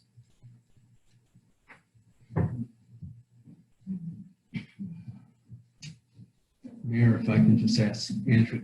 Andrew, I notice often, not just here, but anywhere, when people mention quasi-judicial, it's sort of like a ghost jumping out from behind a chair going, boom.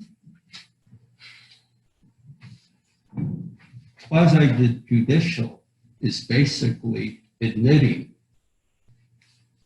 what you've talked about, who you've talked to, and divulging your interaction ahead of time. No. So if these ladies have been involved and they're in a quasi-judicial situation, the impetus, as I understand it, at least the way it's always been told to me, you must divulge what you've heard, who you have talked to, what you have seen, who you have visited, and whatever. And once you have fulfilled that obligation, you have fulfilled the responsibility of quasi-judicial situation. Disclosure is not a cure-all. So what the city's resolution does, as far as it removes within case law, and there is a presumption of prejudice for ex parte communications, which means that the impetus is upon the city or whoever has had the ex parte communication, then prove that it is not prejudicial. Per case law, there can be a shift. The presumption of prejudice then is removed upon disclosure. So in other words, the law is presuming that if someone has made the disclosure, that it is not prejudicial. But it can still be prejudicial if a party who's either an affected party or an applicant or some other party proves that they were indeed prejudiced by that communication. So all it does, disclosure, does not mean there's a cure-all for the problem. That is why I always recommend that ex parte communications be completely avoided. Because if you don't have the communications, there's not a problem. But if there is a communication and it is disclosed, and then that is later proven to be prejudicial, that can still be a problem. It only is whether or not it's presumed to be prejudicial. So whether you're fighting an uphill battle or a downhill battle from the start. But if the key word is the contestant has to prove that it has influence. The weight of it is on the other party to prove that you, even though you have disclosed, you are still prejudiced. Yes. In any situation, someone who's accusing you of something has to prove that you have done what they say you're doing. So to me, that is just a fact of life.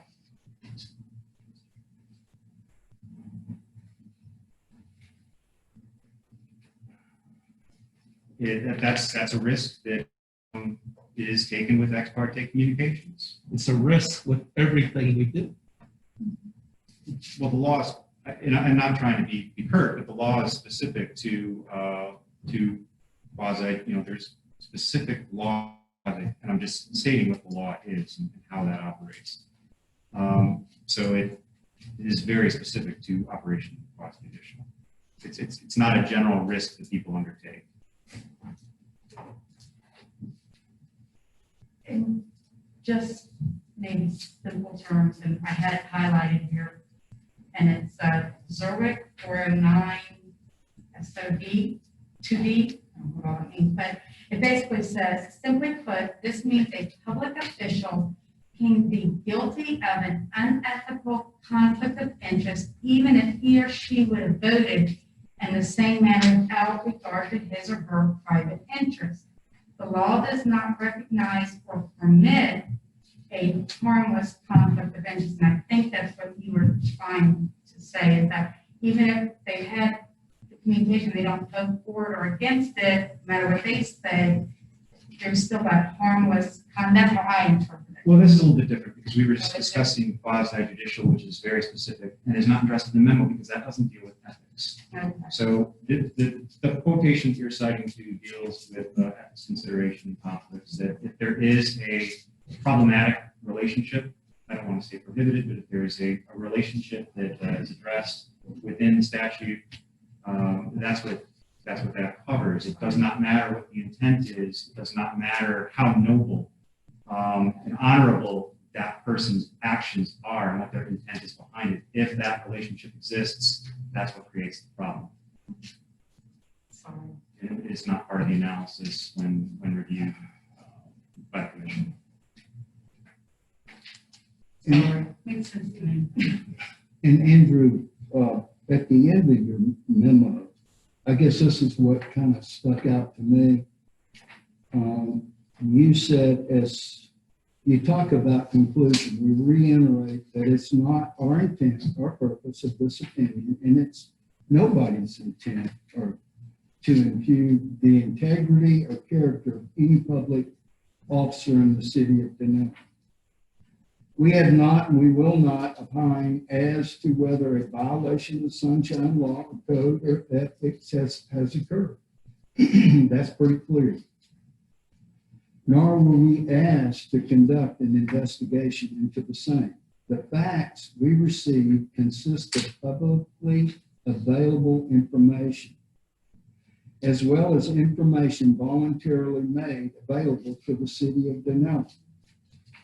We have attached the Commission of Ethics opinions we cite to, which form the basis of our analysis, including CEO 1992-31, which is favorable to the position that there may be less cause for concern, especially if any information provided to the city and made publicly available is inaccurate.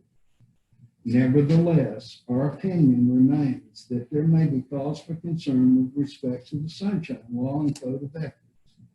As such, we recommend, as you had recommended in the fall of 2018, that those public officers, to protect themselves and also to protect our good city and the neighbors who may be in doubt, promptly contact the Ethics Commission and seek a formal opinion upon which they can rely and act in accordance with. And my recommendation is, I think this is, we should look at what we need to do and prior, however we place that. And until we have the two ladies who have done so much for the city of Dunnellon, who are not, I don't know how else to say it, other than until we get an opinion, I think as a city, we owe our neighbors and we owe the city the responsibility to ask the two folks, because it was brought up, I wish it, well, whatever. Was brought up and it's out in the open now. We got to deal with it. And apparently in 2018 or 2018, it wasn't dealt with. All that needed to be done is give an opinion. So I would recommend that we look at this Monday and decide as a council where we're going to go, because I think we owe it to each other, the city, and our neighbors, and to the two ladies, most especially to the two ladies. I have a question. How long have the two ladies been on the planning commission?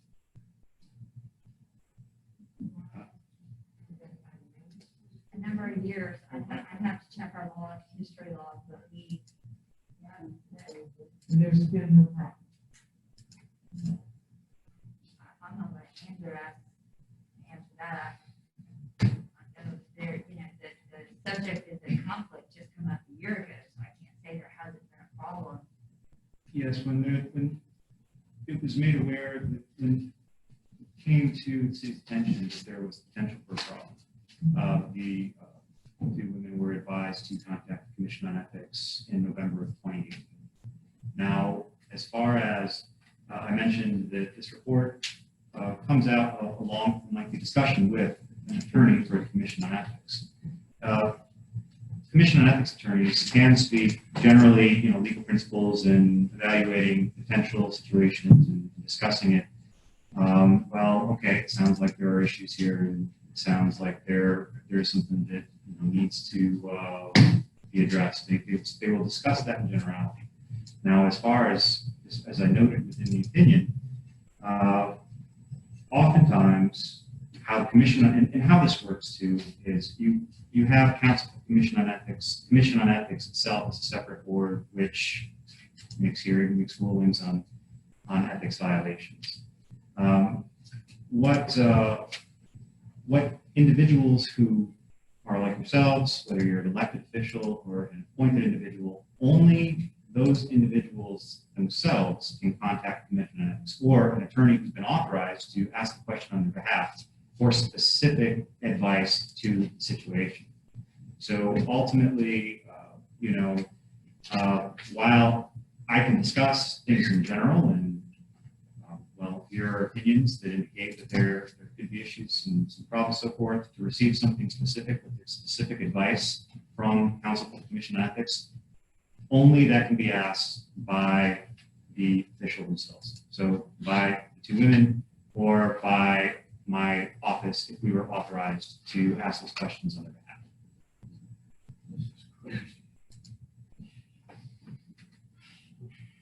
behalf. Mayor, Just, if you would, I need to speak to this. yeah, Hold if on. you would, sir, out of order, thank you. I think Councilwoman Anita really boiled it down to the bone. And sometimes when you boil it down, she simply said, how long have the ladies been on the planning commission? Apparently a long period of time.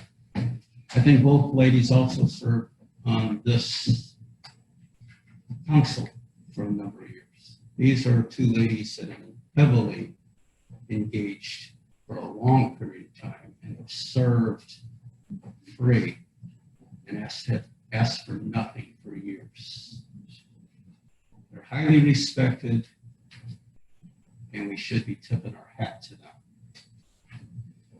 So the question Councilman Anita has asked is, what have they done? What is the problem? And the answer is, they have not done anything, but there is a potential that they could do something. There's a potential I might go out and get a DUI tonight. You cannot go after somebody because there's a potential that they could do something. We all are potentially lawful, and we are all potentially unlawful. And unless there's something specific these women have done, I'm having no problems with this. Now, to be fair and try to be balanced, I think being on the planning commission and also the directors, and that's the key point, directors, not members, directors of an organization that from time to time assists and helps the city with our goals.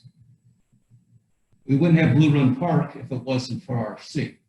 RRC was the engine behind that park. And Paul Marafino and Bill Liver, who are in this audience right now, they were the horses that pulled the wagons. So they assisted. Or RRC can take a position if we're doing something that in their opinion degrades the river, something with the spring, they will be in opposition. So I can see in fairness that the two women involved being directors of RRC can be potentially a sunshine violation or a conflict of interest. Whether they help the city, because they could possibly be doing city business when they're on the planning commission, outside the planning commission. So I look at it, they have done nothing wrong up to this point. No one has accused them of anything. I am unaware that anybody has filed anything on these two women.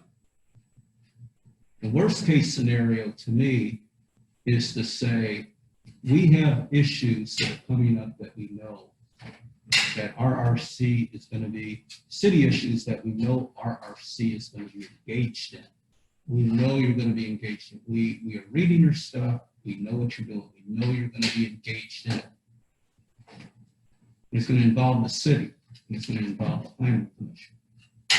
And by you being on the director of this organization that's going to be involved with city business, whether it's good or bad, that potentially could allow conversation that creates a sunshine violation or a conflict of interest.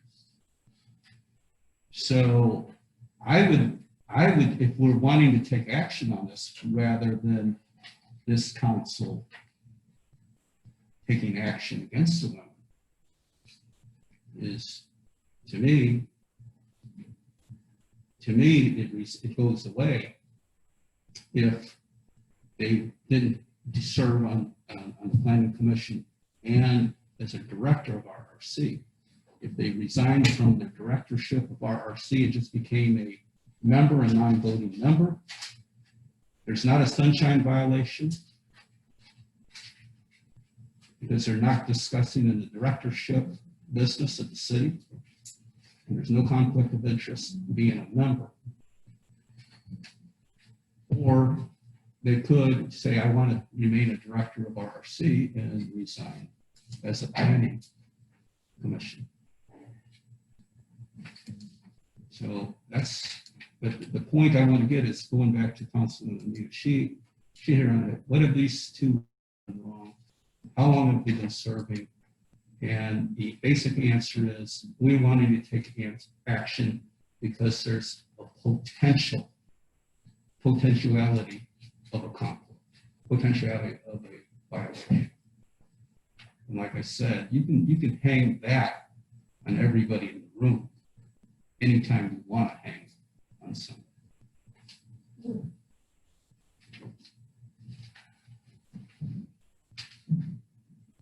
I just want to be clear, because I read your document, that the city of Dunnellon, to the best of my knowledge, please don't correct me if I'm wrong, has never engaged with the RRC to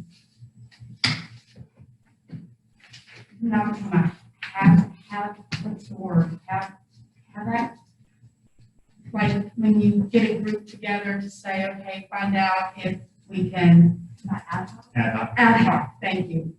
Can't think of the word. So, because what you were just describing is that the RRC has worked on behalf of the city of Dunnellon, and that would be it. No, that's not what I meant. Oh, okay, that's what it sounded like to me, my That's not apologies. what Well, that's what it sounded like. So I just want to make sure that we were clear that that was not, that the city of Dunnellon had not, gone in partnership with RRC on that, those types of issues. And again, this is not a vendetta. This is not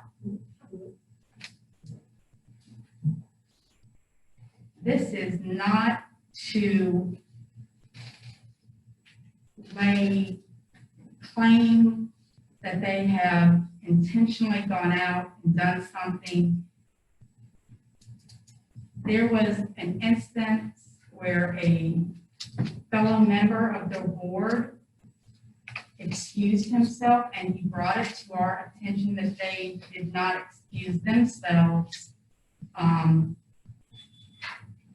he was concerned by it. We asked for your, I hate this mask. We asked for your opinion or your findings, and the findings were that there are concerns that we should take note of.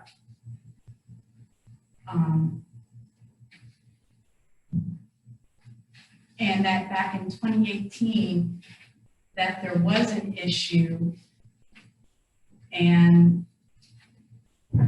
they did not, from what I know, take issue to go and talk to the board.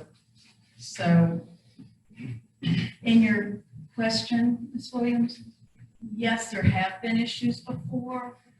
And the city, for whatever reason, did not go forward with asking for a better opinion at that time. but they have discussed in their boards now, situations that will be coming up for the planning and zoning board to vote on. So that is where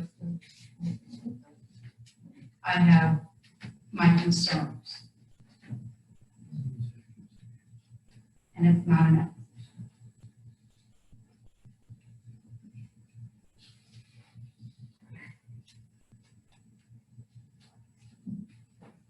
Well, we're at a place where we either do nothing or we move forward. So I mean, are we just gonna drop it? And you guys gotta help me. I would appreciate if the audience would be quiet, please. For point of order, we're just trying to, right now, the council and our lawyer is trying to work through this. It's very painful. It's not much fun. The biggest concern I had, this is in 2018, when I was told to get a hold of ethics, I did. So I'm not sure why that wasn't done when it came to voting on Chuck Dillon's place. So I wanted to make sure I didn't have a conflict of interest. I'm just wondering, what do we do? I'm just not sure. I'm just not sure what to do. I'll be honest with you. They've been on the planning commission for quite some time. I think before somebody even gets appointed to a board, things like this need to be addressed. Then all of a sudden, since they've been on the planning commission for so long, it wasn't addressed in the beginning. Why do you want to remove them now? Hopefully they'll recuse themselves in the future if something comes up. That's just my opinion.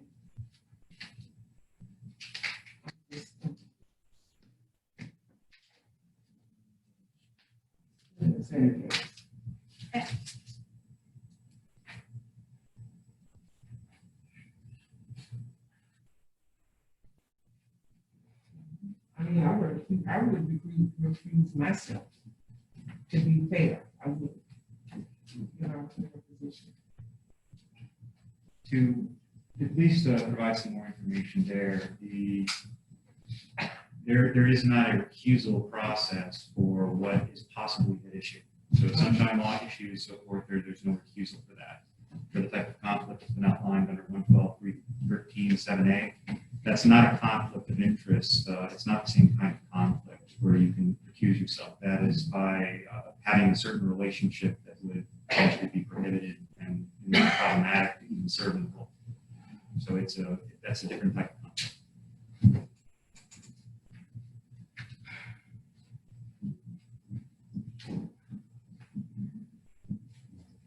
And I mean, just that, you know, there have been lawsuits that have been brought to the city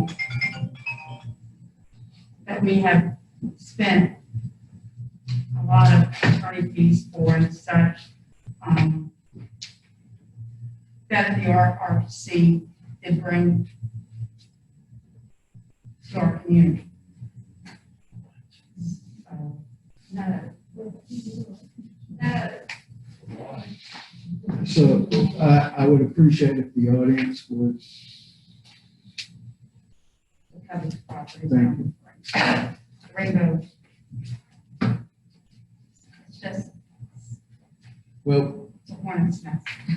um, That's just not fun.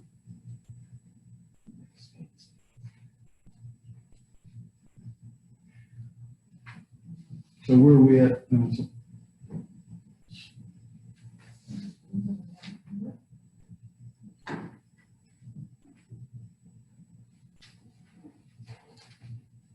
I made my recommendation.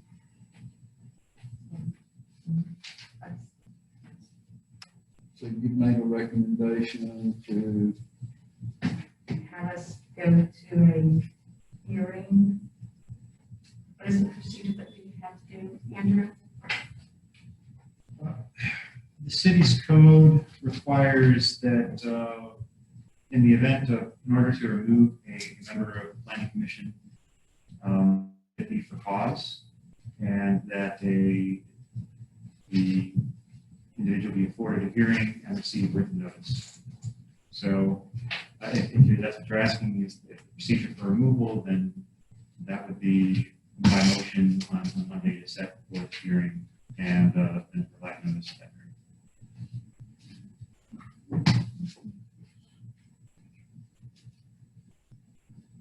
Thank you so much. I'm not sure what we did next. I'm dumbfounded. My biggest concern is for the two ladies at hand and for the city of Dunnellon. We've got things, we've already had things on our agenda that should somebody challenge, according to this memo, might be problematic for us.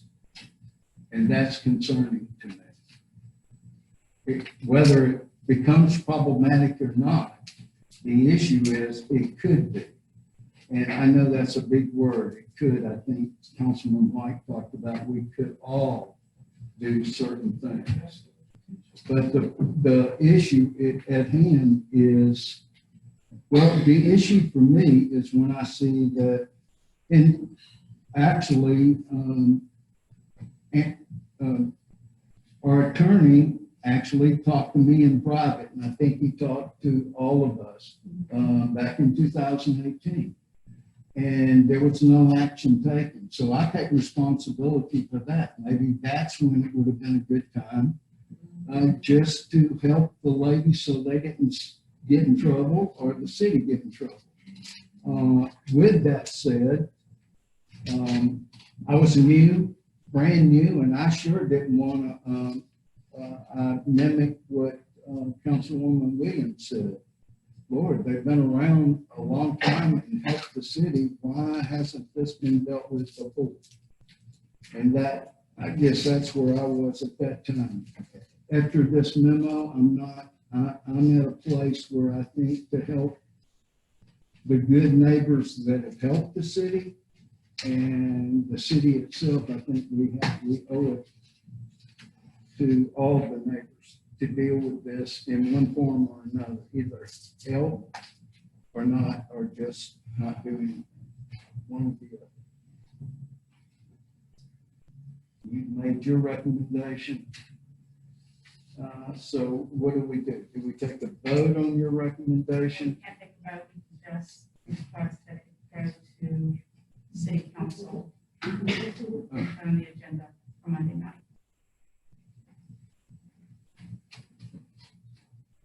Mayor, what I may suggest to you or the council is I believe Ms. Kenny is scheduled to speak next. Maybe we ought to listen to hear what she has to say. Maybe she may come up with a solution herself before we take action on it. Okay. Council, that's fine with me. Ms. Kenny.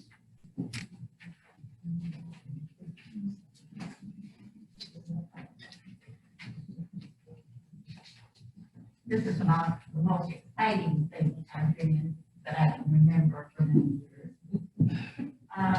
And I did ask if she heard, because in my absence, I found out I had been accused. I had been accused of, obviously, a conflict of interest. I thought I had a right to meet the person who accused me. But as it turned out, that didn't happen. But it was a gentleman by the name of Mr. Pierpont. And Mr. Pierpont indicated that he had a family who had an interest in selling property. And that because he was on the planning commission, he was newly appointed on the planning commission, he had recused himself. He said that was the proper thing to do. With one meeting on the planning commission and one Zoom meeting where I did not see him, he had come to a conclusion that there was a problem between two women. I thought that was very rich, to be perfectly honest with you. Because in 2013, Mr. Pierpont had a son-in-law who was on the city council. And even though he was on the city council, he was allowed, Mr. Pierpont, to be a consultant for the South Sale of Greenland. He received a remuneration from the city of either $30,000 or $35,000. I would have thought if you had a relative, when you were on the council, that you would find that to be a conflict of interest. That documentation is easily seen in the Ocala Star Banner, so it can be translated to look up. And the date of the particular article was, I don't know, I'll find it in a minute. That was a staff report posted October 23rd of 2013. So, Mr. Pierpont's history in terms of conflict of interest is something that I was told when we had conflicts of interest were proportional. You could have a conflict of interest that was minor. You could have a conflict of interest because you accepted a small gift or gratuity. But when you're talking about $30,000 or $35,000, that proportional interest is considerable in my mind. The other thing that I thought was disappointing is that we had at that time also a contract which we negotiated that was to sell Greenlight Communication for $1 million. Now that closing was handled by the law firm that we presently have. The attorney then was Virginia Cassidy. Virginia Cassidy went to that closing. It was around Christmas time. And she neglected to get the consideration for the $1 million. That is my perception. That's a perception I think that is accurate, but I obviously wanted to say that I could be proven wrong. But that $1 million was not collected. And to my knowledge, the attorney firm did not report that failure of consideration to the court. I would consider that $1 million proportional. So fast forward to today, and the conflict of interest that is being discussed is from someone who has newly volunteered to be on the planning commission, Mr. Khan. And he indicated and voted for a solar farm. It passed unanimously. Yeah, I thought it was a very good idea. But lo and behold, Mr. Pierpont is the owner, LLC, of an energy-related business development, which, according to the internet, developed wholesale natural gas and electricity. I would have thought he would want to refuse himself. I would think that that could be a conflict of interest. Furthermore, he is also the LLC president of J&M Pierpont Consulting, which is, according to the internet, negotiated and closed numerous energy deals. I would think that would be a conflict of interest. Furthermore, he also owns Pierpont and Papa LLC. That would have been his son-in-law, who did recuse himself when there was an actual vote for the for giving Mr. Pierpont the $35,000, or which is very close, $35,000, I'm not sure. So my question to you is proportionality. And when I contribute my time to this city, I do not do it for personal gain. And I do not do it for any other reason than I'm a citizen. And I would like it to be a beautiful town that grows according to the will of the people. And by being on the planning commission, I have an opportunity to support this comprehensive plan. The comprehensive plan is the only voice that the citizens have here in terms of how they want their city to grow. And I consider that important, especially at a time when a lot of growth is ahead of us, and precisely how do we determine how we want it to grow. Mr. Pierpont was most emphatic when he was on the planning commission that he was pro-growth. I have to say, his definition of pro-growth and my definition of pro-growth is different. I think that smart growth, I think that growth that reflects the will of the people. I think clean water is important, and I would like to see our natural resources protected. If that means that I am somehow corrupt and that I somehow have received some kind of undue gratuity, then I don't understand that, because I'm fairly intelligent and I would like to know how that works. And in terms of Councilwoman Hanshire's remark, I am very disappointed. I do not hardly think that there is not sunshine when I heard her comment. I hardly can think that when I have these meetings, and every time there's a vote, you turn around and start telling people how to vote. I cannot believe that sunshine doesn't exist. And that's all I have to say. Thank you. We are back to Monday.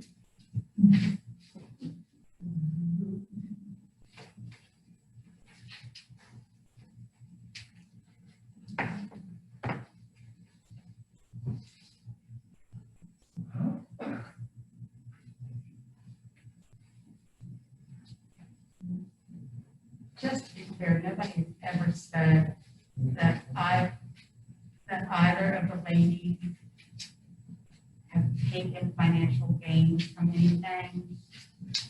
That is not what is said. What the issue has been is that they are in the RRC, which is a great, they protect the river, that is wonderful. And they have some good ideas that I like, some that I don't, which is fine, that's what it's all about. But the issue is for me that two ladies sit on a board where they discuss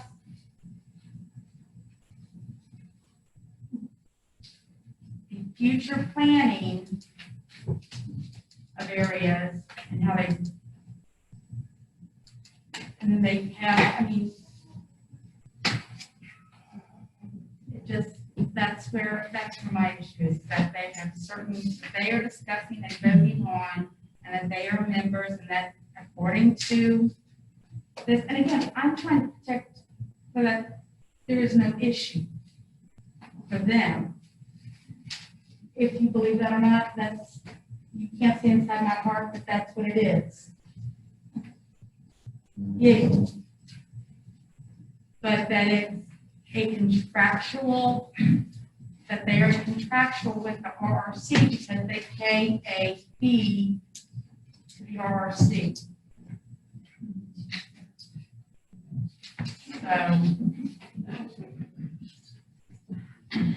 I just really should be allowed to speak. At this point, Ma'am, you're out of order. You're out of order. Please, if you, I believe you just come you're out of order. of order, and I, Chief, and you would you have like me you have the fact before you that I am resigning, and I think, Chief, you owe me the courtesy of waiting until I finish my statement. I'll leave quietly. I have served this city for more years than most of you have been here. I love this city, I care about it, and you have ruined it, and you. Thank you. She's on the plane. We still have a voice, and I'm not going to address it with you. I address it with the council. Mayor, And I hear plenty of, rightfully so, lots of energy right now. The issue here is we have to keep order. The council is still discussing this matter for Monday, and we will, whatever we decide, we're gonna move on here in a minute. So we kind of talked this thing, so if you want to just Yeah, finish up, just- Councilman, and then just we'll- one comment, Mayor. The planning commission is appointed by us. And we have the authority to remove if we want. I'm not sure what the procedures are. I haven't studied it, but at any time, if there's someone on the planning commission that we want to remove, we can remove. So I think after this thing is just totally discussed and we all give our opinion, if we're at a roadblock, you have no choice other than to make a motion to, if you want to do something, make a motion to remove. If the council votes to remove, after we have followed whatever the processes are to be removed. If the vote is the other way, it's the other way. So the way this can be resolved is to bring it to a vote. Yes, Council Hand, can you address it? I think in our code, we can't do it. I wish we could, Councilman. I'm pulling up the procedure now, Mayor. Thank you.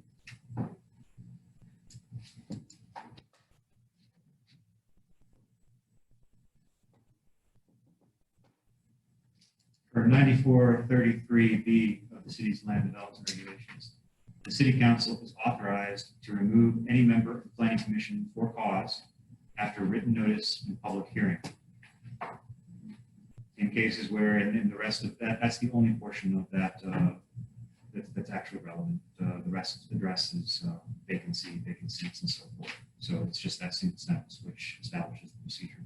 And so basically what you're saying is, if we're going to remove somebody, then the public has a right to come up and have a discussion. We can have a discussion all we want, but the public has a right to voice their opinion. Am I correct? Or If you're asking if that's what the route for invoking that procedure is the way that the council wants to go, and the question is tailored towards that happening Monday, then yes, essentially what happens is that the council would make a motion to schedule that hearing and provide written notice to those members. And accordingly, then the date will be set. And at that point, yes, there'll be a hearing and the public will be able to come. So Andrew, could that be done Monday? No, because tonight, you'd have to do that by motion. So tonight at a workshop, the action can't be taken. so basically we'll have to read this Monday. Have to revisit it on Monday and then take action to set the hearing. Decide whether we want to make a motion or where we want to. Okay. And final action could then be taken. And I after the really, hearing. I really hate to leave folks in limbo, but Well, Mayor, this is actually a good thing because we kind of got the ball rolling. We know now what the process is. yeah, Okay. yeah, I agree. And it'll give us all time to step back and take some deep breaths. And good neighbors, I apologize that I'm having to direct this. So the emotions, I would have lots of emotion if I was out there as well. but thank you for bearing with us and being respectful. Thank you very much. Why don't you take the public comments now? Well, we will take, we will do what our lawyer has given us direction to do. I appreciate that, but you're out of order. Thank you. Point of order, Mayor. For Point of order. For what? To what he has said and what you have said. Council has the ability through a vote to change the agenda. If a motion is taken and council wants to, we can allow those that want to speak to this issue not have to stay here for another hour and a half. So we can address this. I make a motion that we allow public comment. So that would be by consensus, because you're not. Okay, by doing actual consensus, action, so okay. simply By by consensus. consensus to change the order would be, way to go. And I see no that's- reason to make them sit here. This is gonna be another hour and a half where they have to sit here. So I ask council to consider to allow those that want to speak to this to speak now.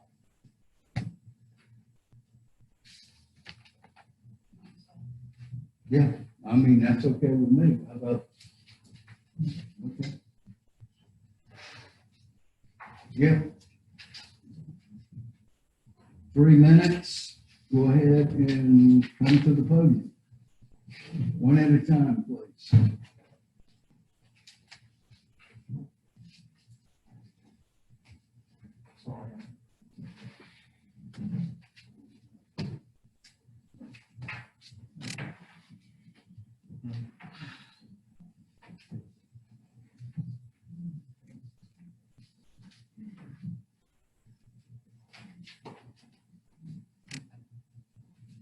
Thank you, Chief.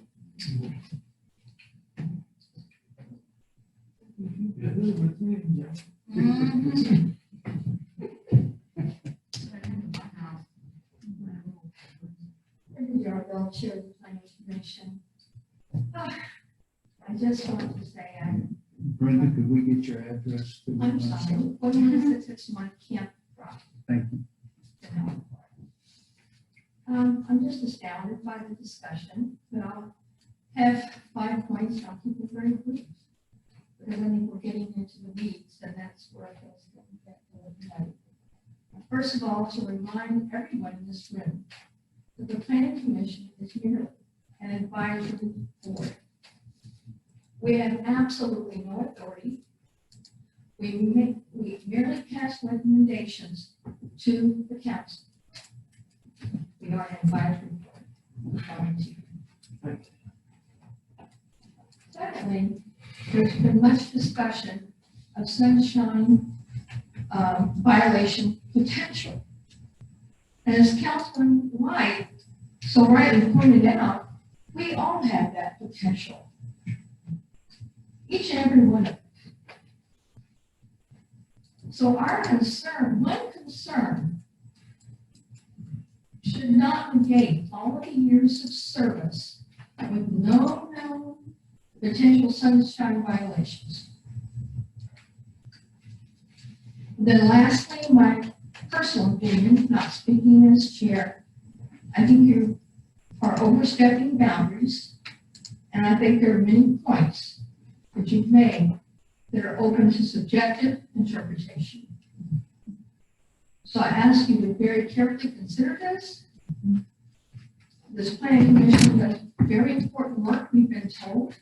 We spent many hours, weekends. I remember one month in June, I think we had 5 or 6 meetings.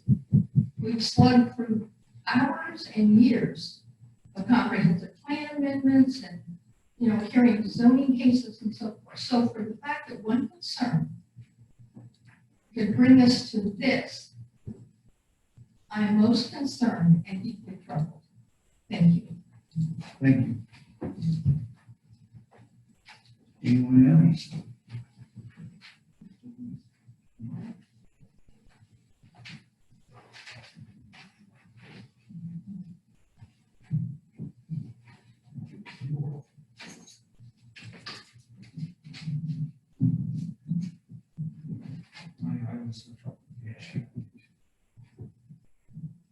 My name is Bill Liver, 955 Southwest 92nd. Just a couple of things before I start. One is I see where I go to all meetings, and I do know that issues involving decisions of the planning commission that both we and Mary Ann, they do reduce themselves. They do. They don't participate in those meetings, in those discussions. They'll leave the room or discuss it at another time. The other thing, well, I probably got through this. I'm just moving on. I just have a couple of photographs. We have the memo that I wrote. And what I try to do is, it's really the theme of these partnerships. And there's nobody in the district since I've been here 19 years that has been more involved in putting together partnerships that have benefited Dunnellon and Louise County and Marion. The two of them have put partnerships together with the county, with Greenway Trails, with the Quad Preserve, with the DEP, with Marion County. There would be no Blue Run Park unless for Louise County. And that's for sure. And that brought up almost a $4 million benefit to the city. $3.2 million. We got the max wave, that's $322 million. We got the money from Swift Mud to do the kayak and parking lot. That was $300,000 grant. We got the city's 50% part of it, the max wave. And this goes on, if you look at the list that I've assembled, it goes on and on and on for years and years and years, longer than any of you have been involved in the town council. They've served on the council, they've served on the planning commission, and they have done a fantastic job.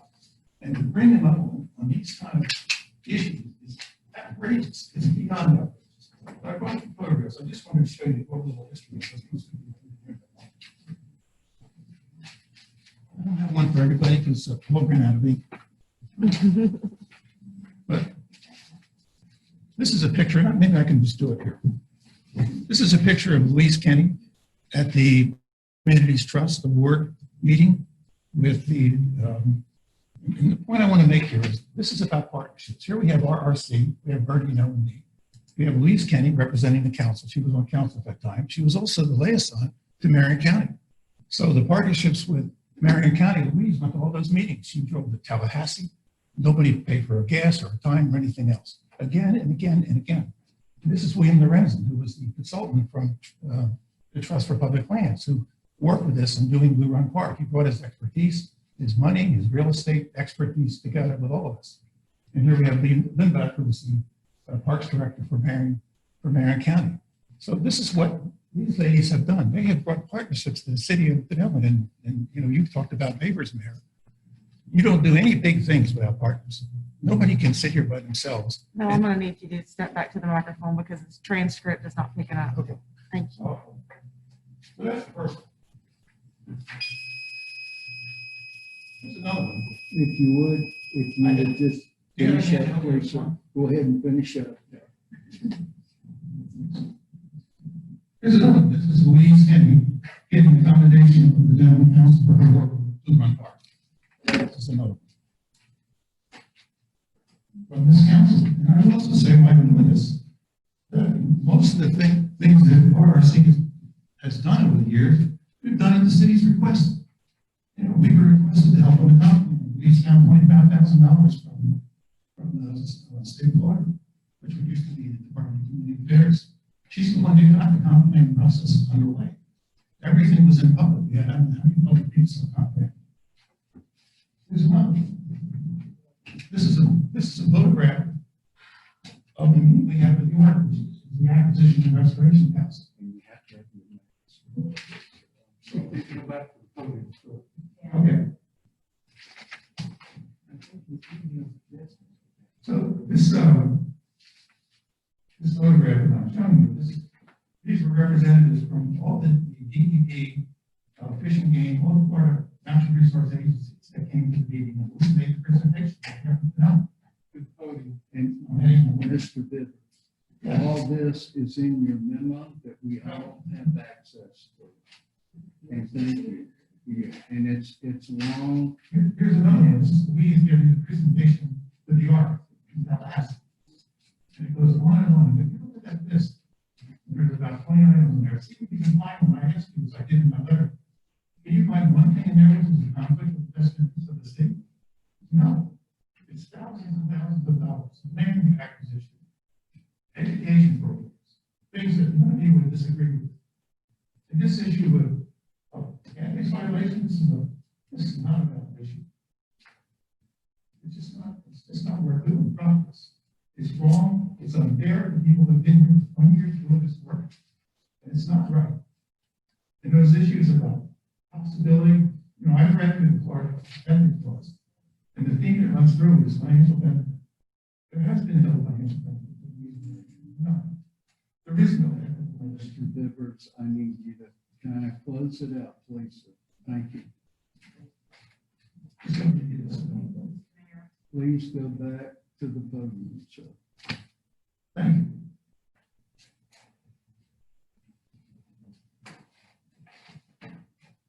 Okay, well, is there someone else that would like to speak to this?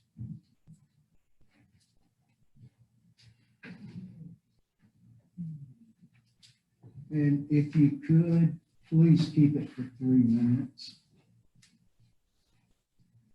I've just gotten some requests from council. My name is Bert Eno. I live at 9220 Southwest 193rd Circle. That's in Rainbow Springs. I am the president of RRC, have been for 15 years. I'd like to know what it is that RRC has done. We have been disparaged here tonight. It's not just two women, but it's because they're associated with the RRC. What has the RRC done? And one thing they didn't do was sue anybody. If you would direct it to me, please. Well, talking to the one that lied about that. Please direct it to me, sir. We didn't sue anybody. We intervened in a lawsuit that had been brought against the city. And our intervention protected the city from losing millions of dollars in infrastructure that they foolishly promised to provide to Mr. Dodd. So you got that all wrong. I'm so sick about the fact that we, as Bill has explained, have done so much with the city in mind, not just the river, but the city in mind as well, because they're connected, they're one and the same.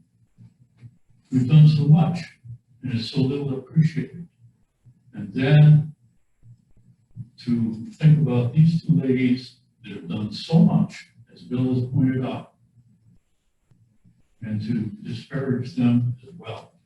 I think it's disgusting. It's a kangaroo court going on here. We're going to continue to fight for that river. Is it something to do with the fact that Mr. Gissy wants to provide a carnival out here on the east end of the city? You're not going to get anything from that. And I have taken a stand against that development because of the harm it will do to the river, as well as what I see as harm to the city too. So what's wrong with us taking the point of view and advocating for it? Why should we be blamed or condemned for that? And why should these two ladies who've given so damn much should be disparaged and essentially accused of something? They haven't done anything wrong. They've done everything right, more so than some of you. Thank you. And if I could help with that, no one's accusing anyone of anything, Mr. Eno. And we appreciate partners. We love partners. So thank you that we all have that same love. Is there anyone else? I would like to, but my wife said I'd have to walk home, but I can't do that. Oh, Maybe Monday night. okay. We'll get you an Uber.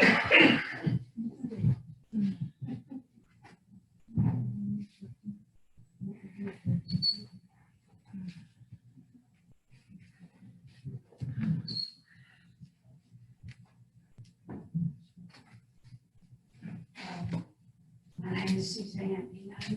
9220 Southwest 193rd Circle, Dunnellon, Florida.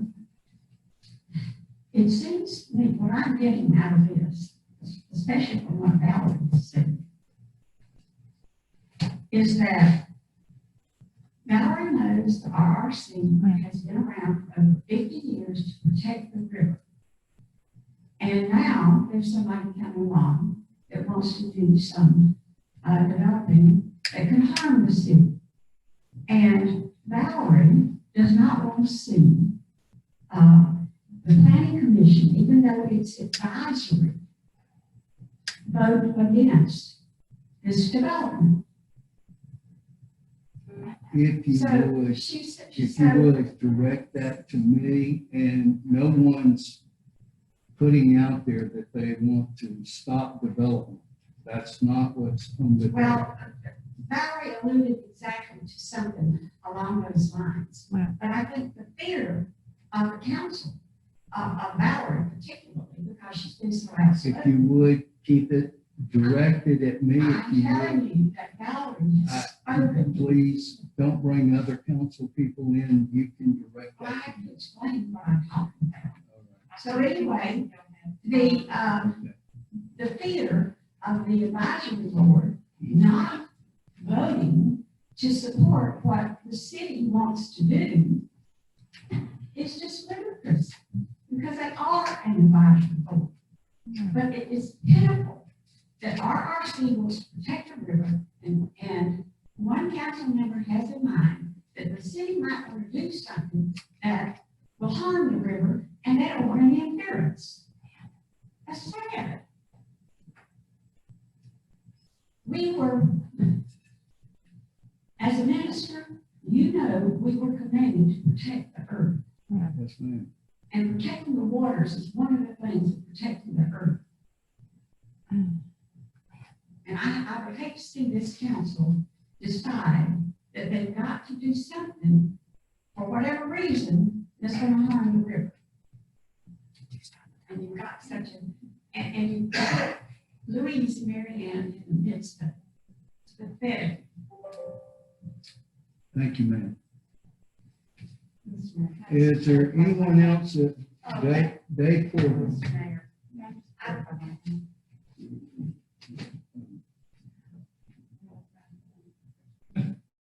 Yes. It is 100%, not because I want anyone to go one way or the other. Again, any project that has come up or will be coming up, let's make that clear right here and right now. well, you need to listen to your words earlier. Okay, let's keep that focused. Thank you, Council. Vice Mayor. Dave? Do it right now. I will tell you. Mr. Mayor, thank you for letting me talk. I'm Dave Porter. I live at 11835 East Blue Cove Drive in Dunnellon. So, as a listening skill, listening to a lot of the input that's been put out, I think some of the important issues to be reinforced, which is that Mrs. Hilton and Mrs. Kenny have served the city for many, many years and done excellent things. Yes. And also that I don't believe I've heard anybody accuse them of doing any wrong acts, of violation of any impropriety. So what I hear is a lot of agreement versus a lot of dissension. So I don't think there was anything mentioned about how the RRC's done anything wrong, nor have the ladies done anything wrong. But it's that the two groups work on a lot of issues together. And that's the problem, is when you're on both teams and those issues collide, the individuals and the city can be liable. And so that's where the lawsuit comes in. Because if it's an issue that comes up in front of the city, and these ladies are on both sides, or both groups, then the ladies and the city would be liable, even if they haven't done anything wrong. And so, drop the emotion and listen about what's being said. And I think you have to kind of decide when those issues collide, what can you do best for the city versus being on the RRC or on the planning council. And I think the city's worried about being in litigation, and the ladies could be in litigation. Thank you. Thank you.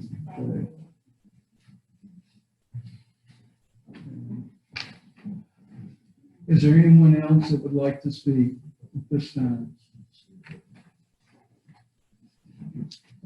If not, I am going to move our agenda right along here. If I can figure out what it is. Number 11, request of purchase of. Yes, request a purchase of replacement vehicles for roads and streets. Troy Slattery, it's your turn, sir. Right.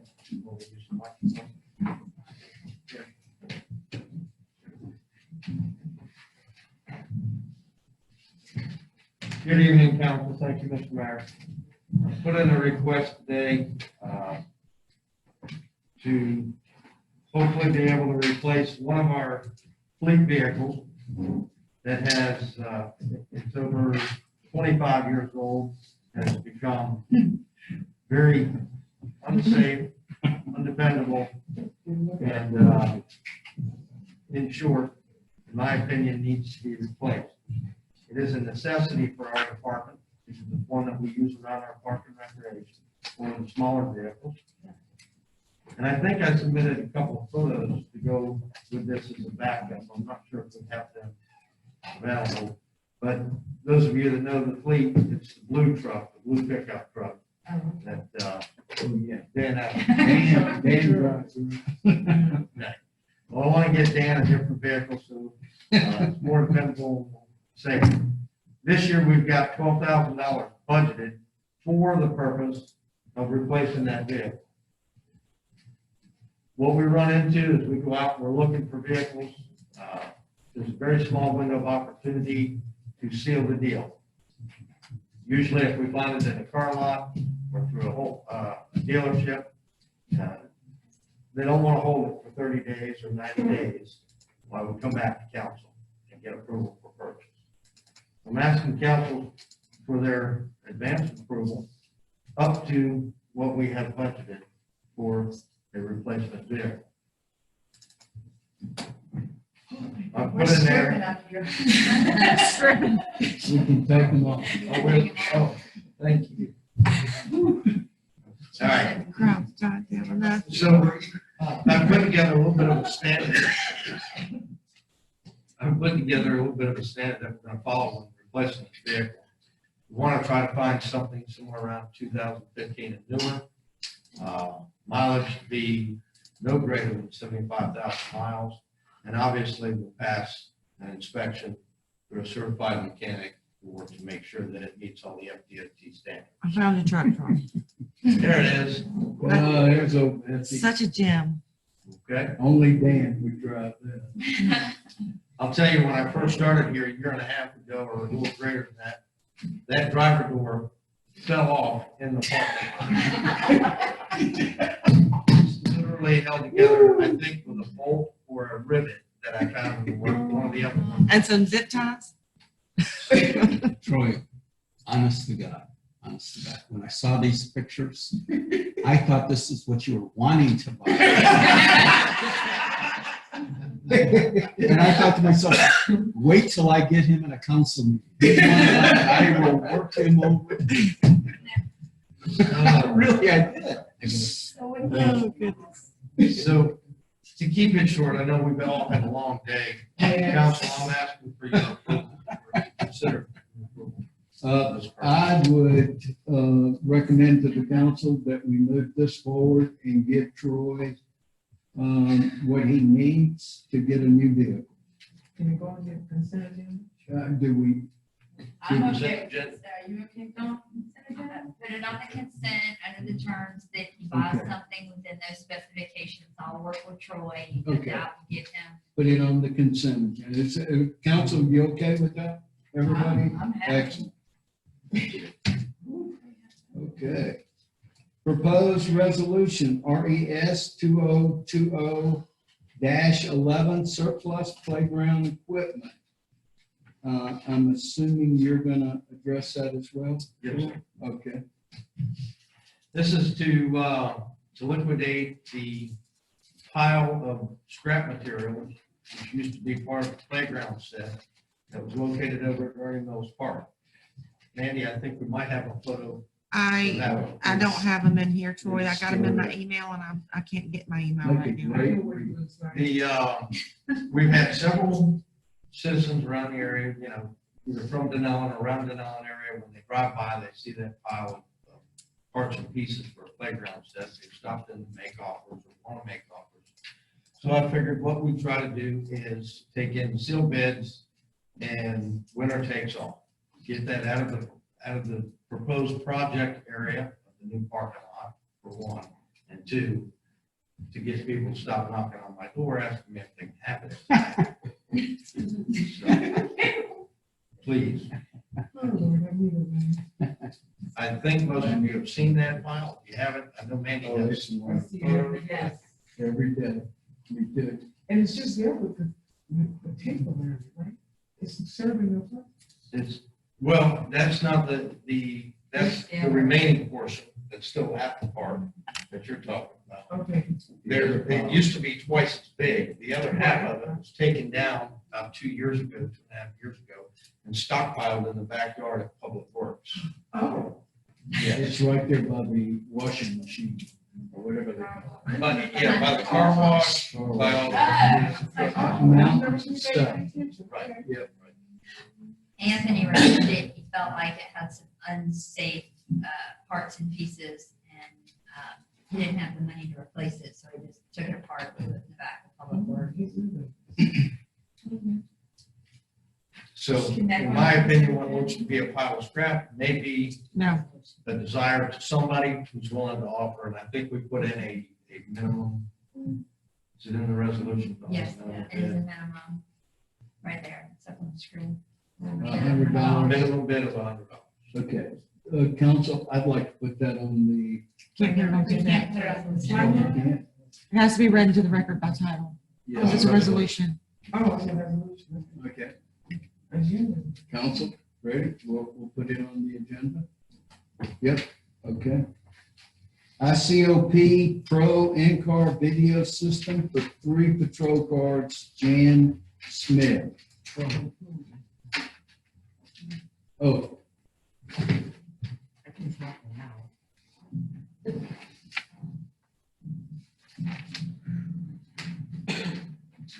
Thank you, Mr. Mayor. Chief is requesting to purchase 3 cameras for his vehicles to protect his officers as well as the citizens. It is a budget, they are a budgeted item funded by capital reserve, the 1 cent sales tax. And he's seeking permission to purchase them. And as the cover memo says, he's got 2 cameras that are outdated and 1 vehicle doesn't have a camera. and we have the resources? We absolutely do, it is budgeted. Okay, council, Consent agenda. consent agenda. We're all in agreement. Consent agenda, consideration of reappointment of Jeffrey Gasquet, pension board member, term expired. Yes, sir. Jeff's pension board term expired June 11th. And we had a meeting 2 weeks ago, and he did say that he would be willing to serve another term should the council choose to reappoint him for 2 years. And I will tell you, we have no applicants for the vacant position, although we have advertised that. So to remind everyone, we are still looking for someone to serve on the pension board. We meet once every quarter. So by reappointing Jeff, we would be left with one vacancy that we're still looking to fill. Can staff explain to me what is your recommendation with Jeff? He's been very consistent. He comes to the meetings, he participates in the meetings, he's gone to the trustee school. So you know, he's really has been an asset to the board. So he's actually done his homework. Mhm. Council. Okay, and the only thing that I personally said, I emailed two gentlemen that withdrew their applications. I did ask them to look to be on some of our other boards, so you might shoot them a quick email and ask them if they'd be interested in being on the board. That's a great way to get your feet wet. I actually did already, one of them. Good. Gracias. Thank you. Thank you. Great. Okay, this can actually go on consent. if you Okay. choose. Okay, Council, I'd like to put it on consent. Yep, we're in agreement. okay. 94th Annual FL, which is Florida League of Cities Conference, appoint council member as voting delegate. Yes, we received a letter from the Florida League of Cities about their required business meeting. Here, I've got it up on the screen. And what they're asking is that every city, and this happens every year, typically if you were going to the conference, if they were having it in person, they would ask that your governing body choose one representative, one delegate to be the voting member for our city. And last year, that was you as mayor. I remember. So we just need to have something on the agenda Monday. It can be on consent to appoint whomever as the voting delegate for the city of Dunnellon. Can we appoint tonight, get it over with? No. No. Okay, it'll be on the consent. Well, can we make a recommendation tonight? Sure, you can make a recommendation who you want it to be. Mr. Mayor, do you want to do it again? Yeah, I'll do it. Okay. That I was gonna get Bill to. I'll be taking Sydney Hook to college.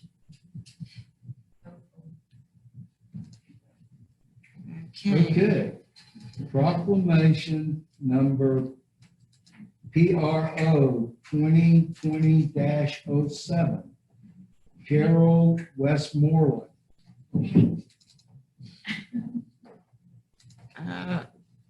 Lonnie? No, it's okay. I've got the email from they're requesting, because she is retiring, and they're requesting a proclamation to celebrate her retirement.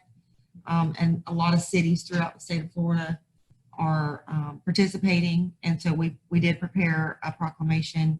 There won't be a presentation. It would just be mailed to her. And Dawn, you can probably speak more to her about her. Carol, the significance is her involvement in CRAs. She has been a trainer, a leader, in educating the cities and supporting community redevelopment, just CRAs in general, you know, keeping cities true to the statute, and just been a promoter and big asset in this area. So there's this push to recognize her in retirement and sort of give her a thank you, if you will, and recognize her for her longstanding participation in community redevelopment. So the council is interested in doing that. I see no reason not to participate if the council would like to. Can we put it on the consent agenda? Can we? Yes. Council? Yes, on the consent. Council comments? Any comments from council? Speaking of something more, I don't have observation, but I thought it might be nice if the city of Dunnellon, maybe with even all of our signatures from council, welcome our new superintendent of schools. I think that's a great. And invite her to come to Dunnellon, and, you know, let's make her a good neighbor, since we have some of the schools there. Yeah, some of the schools here. And so I think that would be a nice welcoming for us to recognize her as she's from Las Vegas, I guess. or right now? I think she has family that lives in Yeah, Cal. she is originally from Florida. Yes. So anyway, I thought of that, That's excellent. I think, council, how do you feel about that? I think that would be a great idea. And invite her. so. If I could, with that in mind, I would like the council's consent. Mark Landers, the head of health department, did a great presentation at the commission meeting about COVID-19 and where we're at today with it. And it kind of segues into what our chief has done to keep us safe. And he has agreed that he would come here. All I had to do is call and invite him. So I'm asking council, would you give me permission to call him and invite him to come and just educate us? Absolutely. What's working and what isn't working? Yes, no? Education is never a bad thing. Council in agreement? Everybody's in agreement? Okay, let's, any other council comments? I'm sorry. There is I kind of said it earlier, there is a M4 meeting on the 22nd of this month. As of right now, it's supposed to be held at the Hilton, if I'm not mistaken. I believe it's a Zoom meeting. I'll see what they're gonna do, because there were over 1,000 cases here in Marion County. But that's supposed to take place at, I think it starts at 9:30 a.m. And again, I've been taking my notes. We just had another meeting, and I highly recommend citizens of Dunnellon make sure they voice their opinion on their ideas about that. Again, they haven't actually put down, the group has not put down or given any recommendations, but you see what FDOT sometimes gives us, and there are little red lines going through Dunnellon. So I really want the citizens to make sure that their voice is heard at M4s. And I think maybe even the city should redo another letter saying this is not what we want in our backyard, side yard, or front yard. So and they really haven't been doing anything except telling us how great it would be to have broadband and everything like that.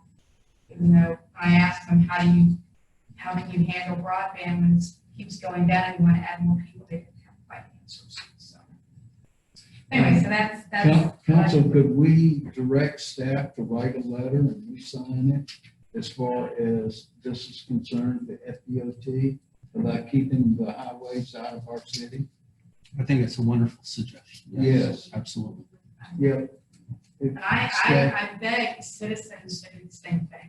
I really do. And I write down every single person's name and their comments. And I have a total, since I've been going to these meetings since last August, I have 8 people who have said yes. Wow. And not one has said no. So that is my great. Okay. Councilman White, I think you wanted to speak. Yeah. I'll be done in about 45 minutes. You'll be in by yourself. We'll wait on you. We'll be here. We'll show up Monday to tell you hello. Okay. Here we go. Just a few comments. I have asked Jan to, as we know, the GISI project is being proposed to be done in phases. First phase is the RV park and possibly a tuber run.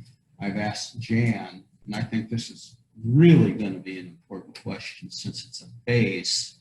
This may be the only thing that's done for the first year or two.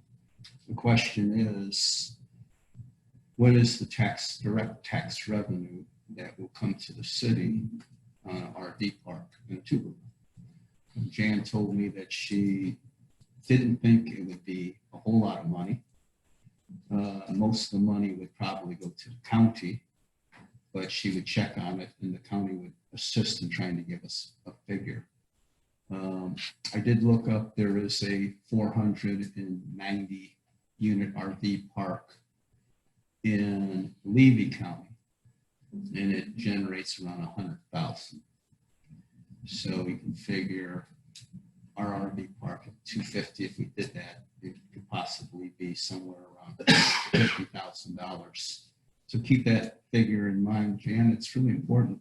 We got to know what we're going to get. I spoke with the property appraiser, the deputy property appraiser today, and she's going to try and do something next week. Again, this is the busiest time of the year for them because they have to get up the trim system. And so The reason actually the question is so critical is we're being told tax benefits and all this and whatever. And then we're gonna, I want to see what those are. Now, the only taxes we would be entitled to are property taxes. Any tourist tax collected on the RV rentals goes straight to the county. So this is going to be a critical. Absolutely. And I think council will really look at this number. She hasn't forgotten. I reminded her today. She called me on something else. Okay, we all are getting a lot of emails. I just want to say that I am, as I get them, if I've got a couple minutes, I'm returning. Thank you. Nice to hear from you. These are the things we always say. We want involvement. We encourage involvement. And I think we ought to do what we preach. We ought to at least acknowledge when people reach out to us, even if it's nothing more than a thank you. Lonnie, I just want to have clarification in an email or correspondence today. You said that the wellhead vote will not come up Monday, correct? Correct. Okay, very good. Gives us a little more time to talk about that one. One thing I do want to say on that, the owner of the property that's involved with the wellhead came up to council and expressed a little bit of frustration that somehow the city is dragging its feet, and he's kind of had it up to here with how we're dragging our feet, and if we don't get off the bus, blah, blah, blah, blah. I just want to remind everybody that the city has no obligation to change our land use just because someone asks for it. It is strictly up to us to look at it and to decide whether or not we want to do it. Just because someone has asked and may be having a good argument for it, it doesn't put on us that we have to somehow make a decision within the time frame that makes that person comfortable. You own a piece of property, you know how it's zoned, you know the land uses on it. And if you ask for some reconsideration, there is no pressure on the city to dance to the music that you play. So when we're ready to deal with it, we're ready to deal with it. I was contacted. There is, as we know, a petition that's circulating through the internet.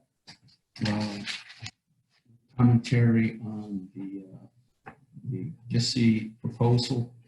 It is my understanding there's been 33,000 signatures to it. I've been contacted if they sent me a paper copy of it, if I would bring it in and present it to the council. And I told them I'd be more glad to bring it in and present it to the mayor.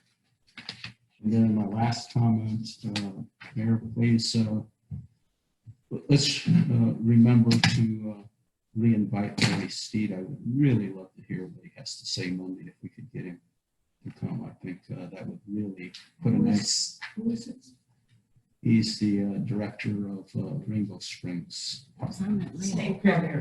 And it would I'm sorry. it would tie it in beautifully. We had a chance to talk with Mr. Kula or whatever. So I think that would be the icing on the cake.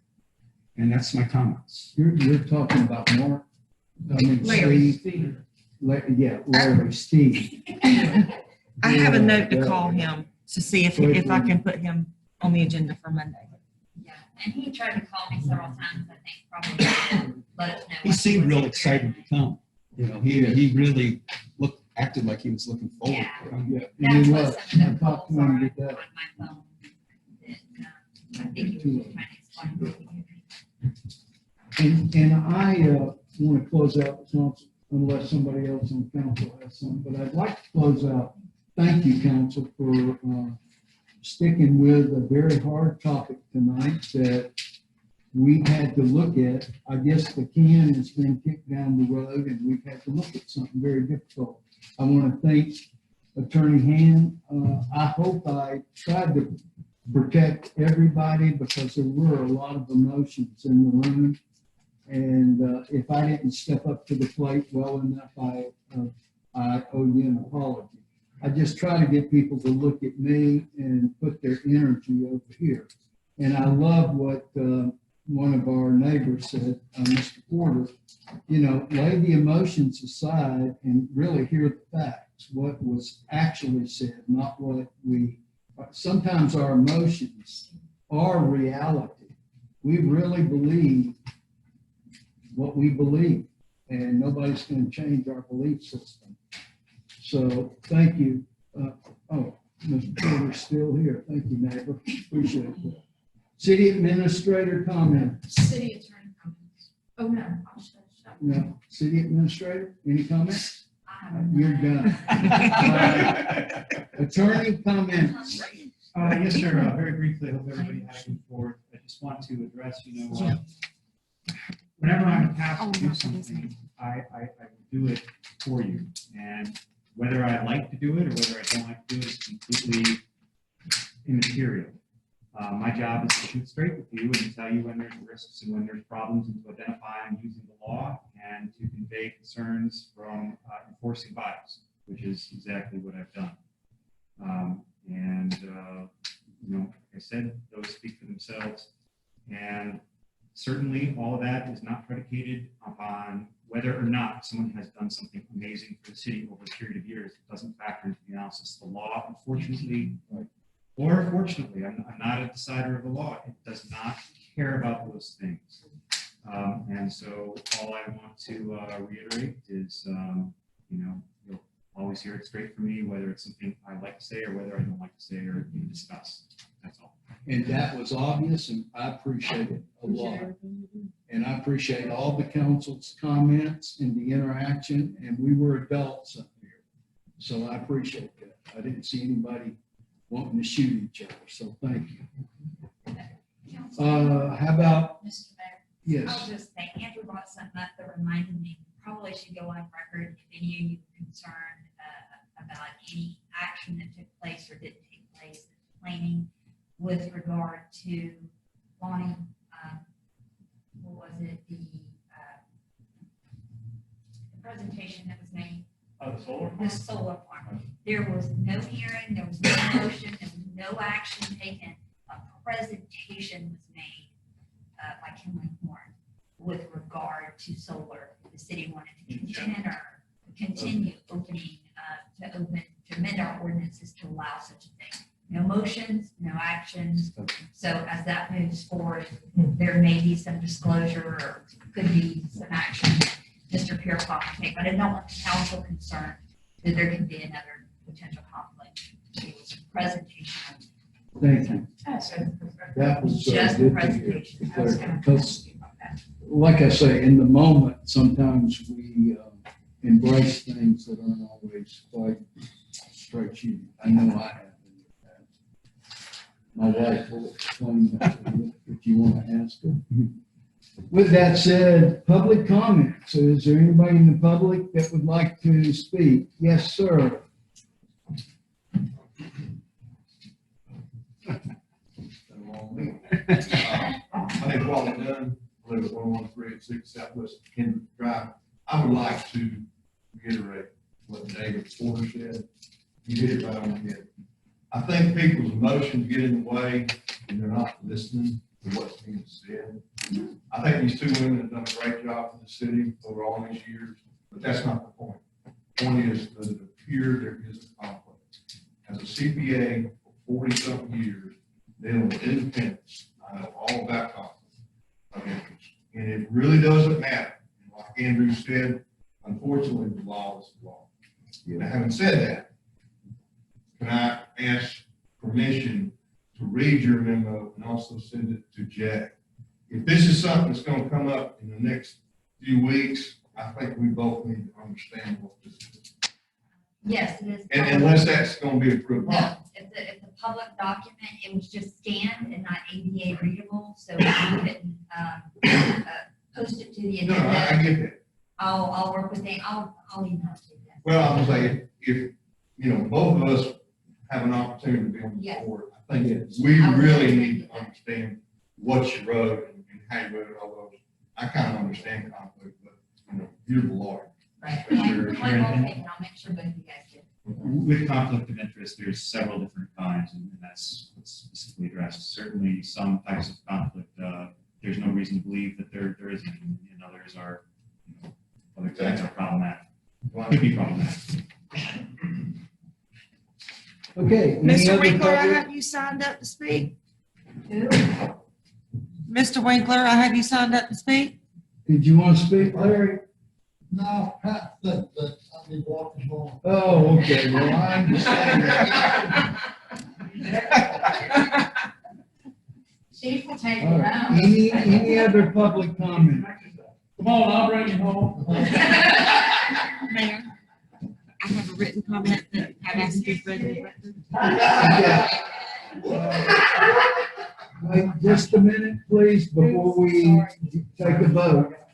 We do have a written comment that's been asked to be read in the record. So, This was received this afternoon from Rick Hancock. I'd like to thank Chief Mike McQuaig and Mayor Burns for their excellent efforts to reduce river traffic along the entire Rainbow River corridor at Blue Run Park, which also reduces road congestion and public safety concerns. Their efforts are paying off with the recent tuber activity reductions at Marion County's Capey Hole Park. The elimination of outside commercial tubing vendors to this park will dramatically improve river conditions and provide for a safer quality experience for all river user activities. The city has long been stymied by a poorly written Blue Run Park management plan that provides little recourse for the city to protect Blue Run Park from being overrun by county park users. However, Mayor Burns, Chief McQuaig, and Don Bell continue to challenge our county partners in a positive way to better protect the river, our residents and guests, and our community's quality of life. Mayor Burns has initiated a renewed effort to perform a river carrying capacity study similar to the recently completed Weeki Wachee River study.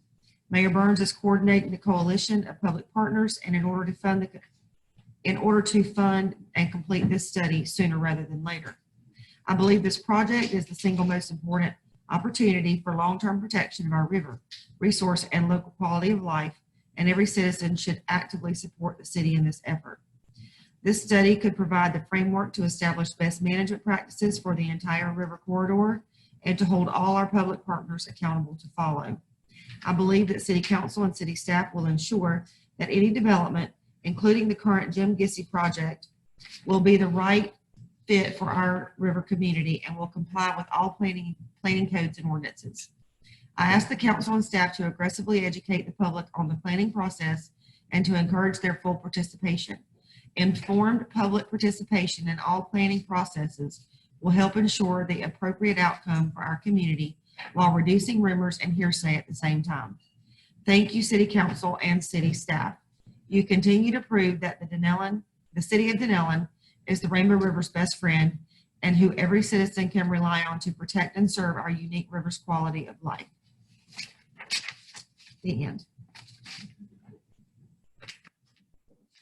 Okay, now before y'all get excited and want to get out of here, we need to go over a couple things for the agenda. Yes, Mom. So on the consent agenda, we have the proclamation for Carol Westmoreland, Jeff Gasquet, the ICOP cameras, the replacement vehicle for roads and streets, and the voting delegate for the FLOC business meeting being the mayor. Now, on the regular agenda, I'm gonna have to add, I've got this up here, y'all can see this is kind of the tentative agenda for Monday. I'm gonna be adding Mark Landers from the Department of Health. I'm gonna put him on as like immediately following consent, so he doesn't have to sit through anything.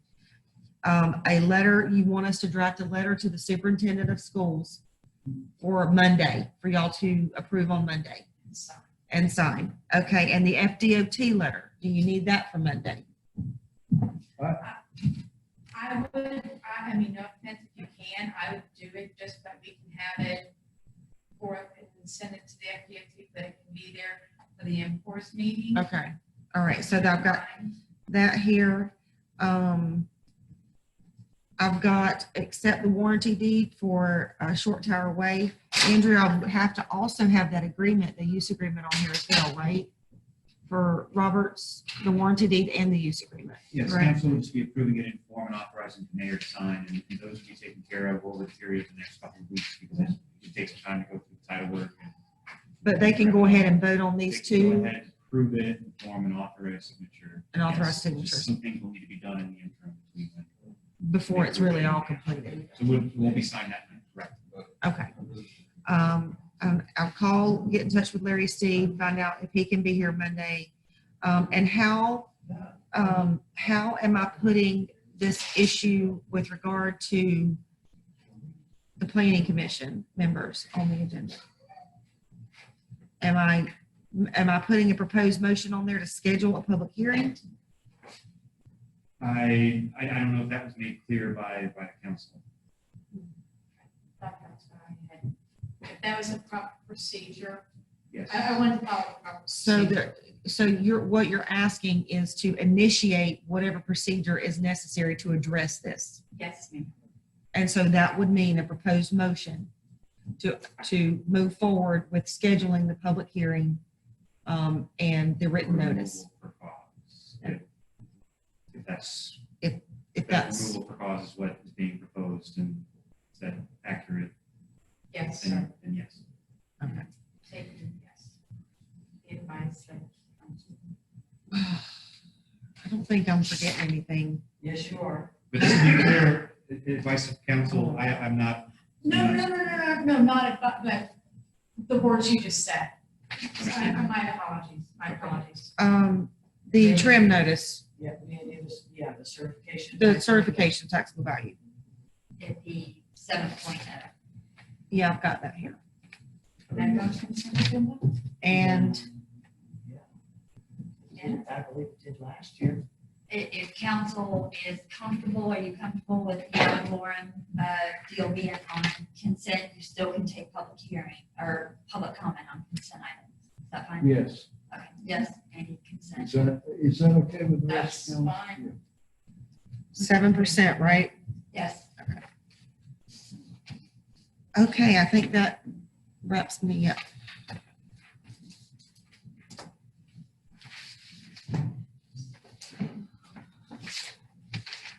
You need to Are you say- finished? A motion to adjourn. Go ahead, go ahead. Make a motion to adjourn. Second, Second, Freddie. we're dismissed. Thank you, everybody, for being here. Especially- Oh,